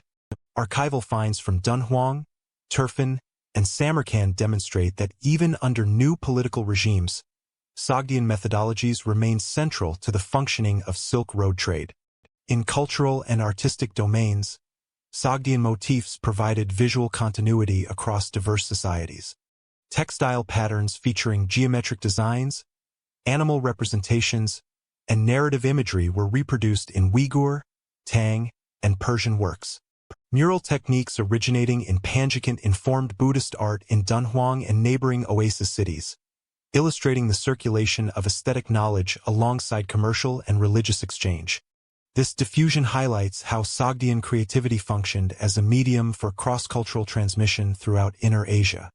Religious and linguistic continuity were interrelated. Sogdian intermediaries had previously facilitated the translation of sacred texts, creating a corpus of bilingual or trilingual manuscripts that served as templates for Uyghur, Chinese, and Tibetan scribes. The persistence of Sogdian-derived scripts allowed for the adaptation of religious texts into new languages, ensuring doctrinal accuracy and standardized notation across multiple cultural contexts. Paleographic studies demonstrate that the adoption of Sogdian forms enhanced literacy and record-keeping efficiency among successor societies, contributing to administrative cohesion and commercial reliability. Analytically, the Sogdian legacy in literacy and culture demonstrates how diaspora communities can leave enduring structural and symbolic imprints, even after their distinct political and social identity disappears. Scripts, artistic conventions, and religious intermediaries functioned as vectors of knowledge that outlasted the ethnic community, facilitating cultural continuity and adaptation in the dynamic environment of Central Asia. Sogdian influence exemplifies the mechanisms through which non-state actors can shape regional development through material, linguistic, and ideological contributions. By the end of the 10th century, the Sogdian language had largely vanished as a living medium, and urban elites had assimilated into Persian Islamic culture. Yet the enduring influence of Sogdian writing systems, artistic conventions, and religious transmission ensured that their cultural and linguistic imprint remained a defining feature of Central Asian civilization, connecting Transoxiana to the broader Silk Road world. Sogdian trade practices established durable patterns for Silk Road exchange. Over the course of nearly a millennium, Sogdian merchants developed a sophisticated commercial infrastructure that transformed Trans-Eurasian trade. Archaeological finds, including caravanserai foundations, coin hoards, and urban warehouses, alongside textual evidence such as the ancient letters and Chinese dynastic accounts, document the mechanisms through which Sogdian traders organized long-distance commerce. These mechanisms included the establishment of permanent diaspora communities in strategic nodes, detailed bookkeeping practices, credit and trust networks, and contractual frameworks that could accommodate multi-generational partnerships across vast geographic distances. Central to Sogdian commercial success was the creation of semi-autonomous trade colonies along the Silk Road, particularly in the Darim Basin, northern China, and the steppe margins. These communities functioned as operational hubs for coordination, storage, and exchange, allowing merchants to manage caravans spanning thousands of kilometers. Archaeological evidence from Turfan, Dunhuang, and Chang'an demonstrates the scale and sophistication of these establishments, with residential quarters, commercial offices, and religious facilities co-located to support both daily life and long-distance trade. These colonies provided stability and predictability in regions frequently subjected to political flux, illustrating the Sogdian strategic integration of social and economic infrastructure. Sogdian merchants pioneered formalized commercial documentation. Surviving letters, contracts, and account books reveal a standardized approach to recording debt, trade obligations, and shipment logistics. Transactions were often guaranteed by written agreements specifying merchandise types, delivery schedules, and intermediaries, mitigating risk in the absence of centralized enforcement. These practices influenced later Silk Road commerce, serving as templates for Muslim, Uyghur, and Persian trading communities. The combination of written contracts, diaspora oversight, and reputation management created a resilient commercial network capable of withstanding regional instability. The Sogdian approach to mobility and risk management was equally innovative. Caravans were organized according to season, terrain, and political circumstances, with merchants strategically relocating assets to avoid conflict or exploit market opportunities. Chinese, Persian, and Arabic sources note the presence of Sogdian agents in frontier markets, acting as both traders and diplomatic intermediaries. This dual function facilitated the maintenance of trade corridors while simultaneously embedding Sogdian influence within local governance and social networks. Their operational methods, combining logistical foresight, interpersonal trust, and institutional flexibility, established models later adopted by other Silk Road actors. Financial practices developed by Sogdians had lasting regional impact. The use of promissory notes, letters of credit, and intercity accounting allowed merchants to conduct high-value trade without physically transporting currency over long distances. Numismatic studies reveal circulation of Sogdian coinage alongside local and imperial currencies, reflecting adaptability to different monetary systems. By standardizing financial procedures and embedding them within both diaspora and local contexts, Sogdian networks reduced transactional risk and increased the efficiency of long-distance trade. Trade specialization further amplified the Sogdians' influence. Different regions along the Silk Road offered distinct commodities: silk from China, precious metals from Bactria, horses from the steppe, and textiles from India. Sogdian merchants coordinated multi-leg exchanges that leveraged these comparative advantages, ensuring consistent supply while responding to regional demand. Archaeological findings, including imported goods in urban residences and workshop remnants, demonstrate the logistical sophistication and planning embedded in their commercial activities. This coordination reinforced the structural model of connected, multi-regional trade that would define Silk Road commerce for centuries. The social organization underpinning Sogdian trade was tightly interwoven with cultural and linguistic continuity. Merchants maintained Sogdian language correspondence, communal institutions, and shared religious and kinship practices to reinforce trust across distant regions. Such cohesion allowed dispersed groups to coordinate effectively, providing a stable framework for credit, risk-sharing, and conflict resolution. As political regimes changed, from Hephthalites to Turkic Khaganates to Abbasid rule, the Sogdians' internal cohesion and diaspora infrastructure enabled continuity in operations, illustrating how social capital underpinned economic resilience. Analytically, the Sogdian commercial legacy highlights the role of non-state actors in structuring macro-regional economic systems. By creating standardized contracts, permanent trade colonies, and robust logistical networks, they established patterns that endured beyond the decline of Sogdian political and ethnic identity. Their methods facilitated the integration of diverse markets, enabled cross-cultural exchange, and provided models of credit and risk management later emulated by Persian, Uyghur, and Muslim merchant communities across Central Asia. By the late 10th century, Sogdian merchants had largely merged into the broader Persian Islamic commercial milieu, yet their systemic innovations continued to shape Silk Road dynamics.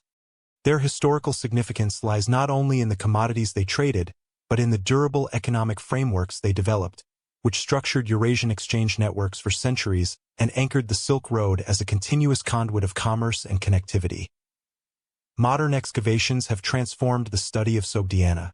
Over the past century, systematic archaeological investigations have substantially revised historical understanding of Sogdian society, challenging earlier narratives based solely on external sources. Excavations at Afrasiab, the site of ancient Samarkand, revealed extensive mural cycles depicting court life, religious ceremonies, and diplomatic exchanges, providing a visual record of political, cultural, and economic networks previously known only through Chinese or Persian texts. These murals, dated through stratigraphic analysis and pigment studies, demonstrate sophisticated urban planning, social hierarchy, and the integration of multiple cultural influences, reflecting Sogdiana's role as a central node in Eurasian exchange. Panjikent in modern Tajikistan offers complementary insights. Excavations have uncovered residential compounds, craft workshops, and religious precincts, including Zoroastrian fire temples and Buddhist sanctuaries, highlighting the pluralistic religious landscape of Sogdian cities. Artifacts such as ceramics, textiles, and coinage demonstrate extensive trade connections spanning the Darim Basin, Bactria, and northern India. Stratigraphic sequencing combined with radiocarbon dating allows for precise chronological reconstruction of urban growth, decline, and responses to political upheavals, such as Hephthalite incursions and Turkic integration. These data illustrate how material culture intersected with economic and social systems, enabling a more holistic understanding of Sogdian urbanism. Textual evidence continues to enrich this picture. The Mount Mug documents and the so-called ancient letters, archival materials preserved in arid conditions, provide first-hand insight into commercial, legal, and diplomatic practices of Sogdian merchants. Analysis of these letters, often written in Sogdian script with occasional bilingual annotations, reveals the mechanics of Silk Road trade, the negotiation of risks, and the integration of diaspora networks. Paleographic studies, combined with carbon dating, have refined the chronology of these documents, offering a more precise temporal framework for understanding commercial and social organization. Technological advancements have further enhanced interpretive capacity.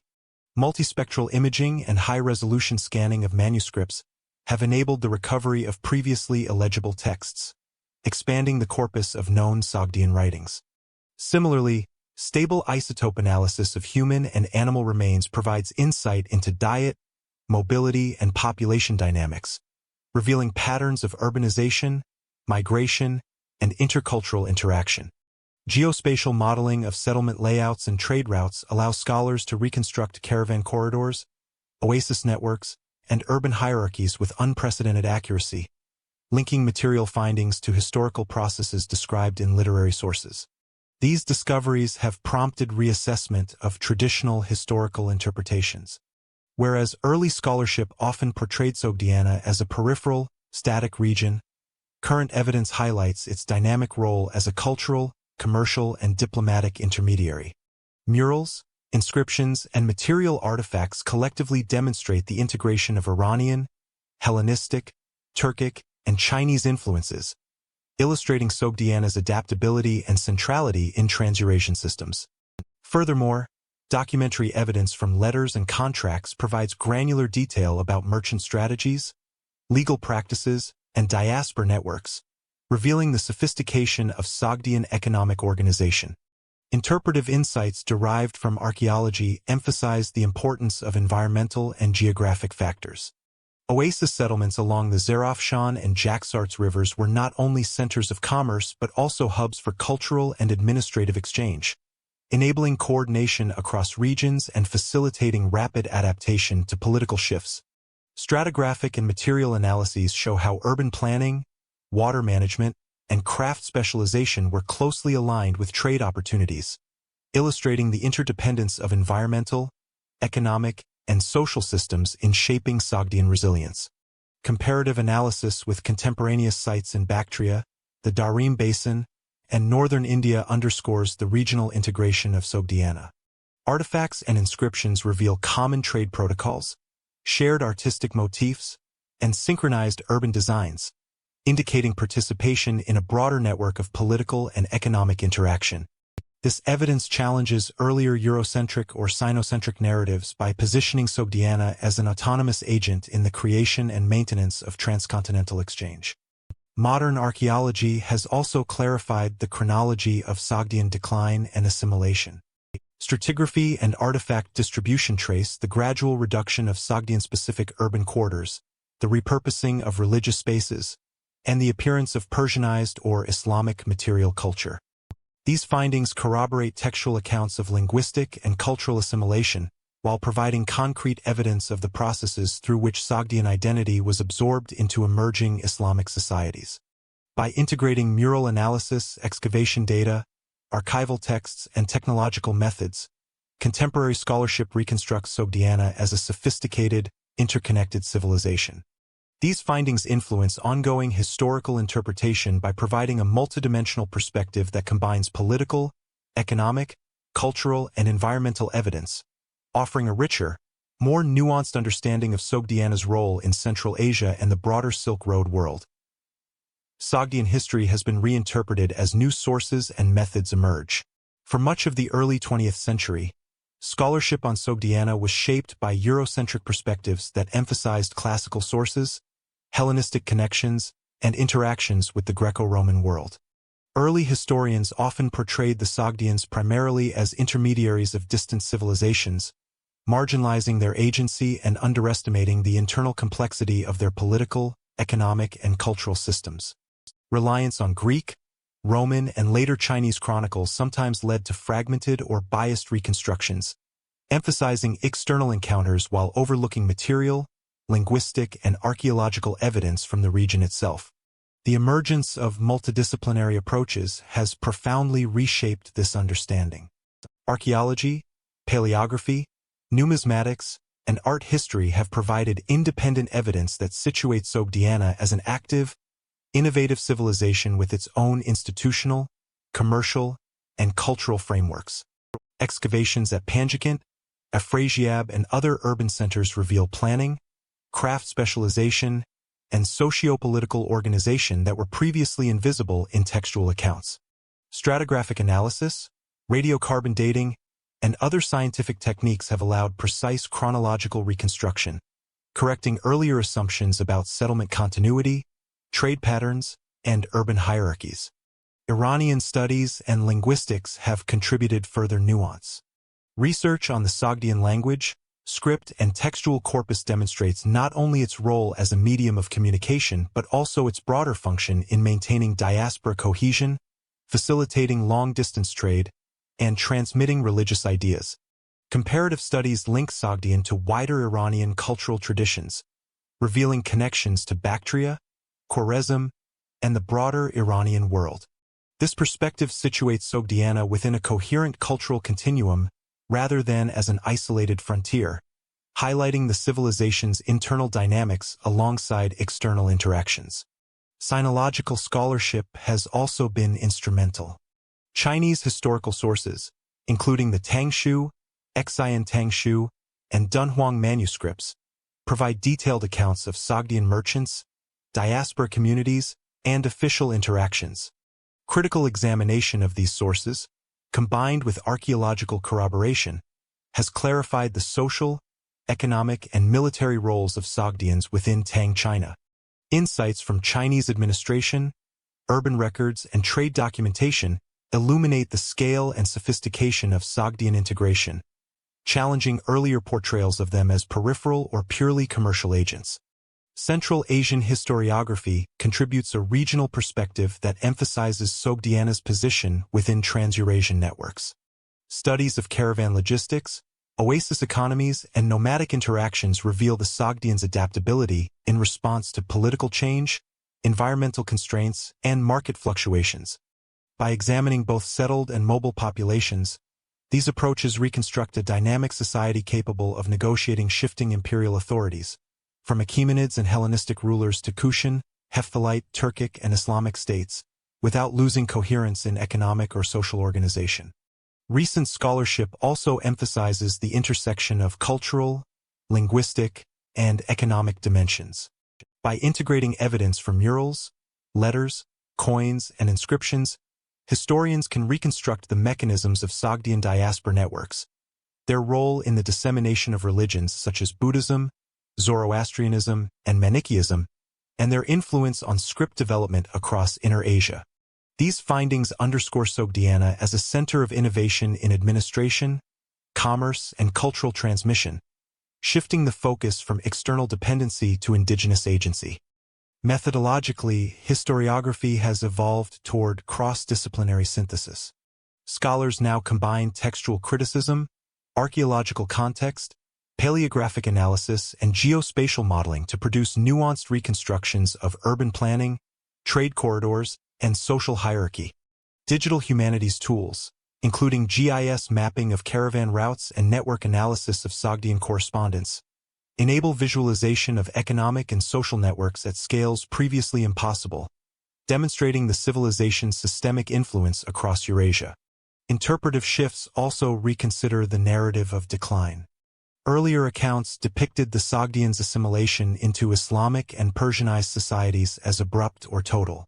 Modern analysis, however, emphasizes gradual adaptation, continuity of trade knowledge, and persistent cultural influence, even after linguistic and political distinctiveness waned.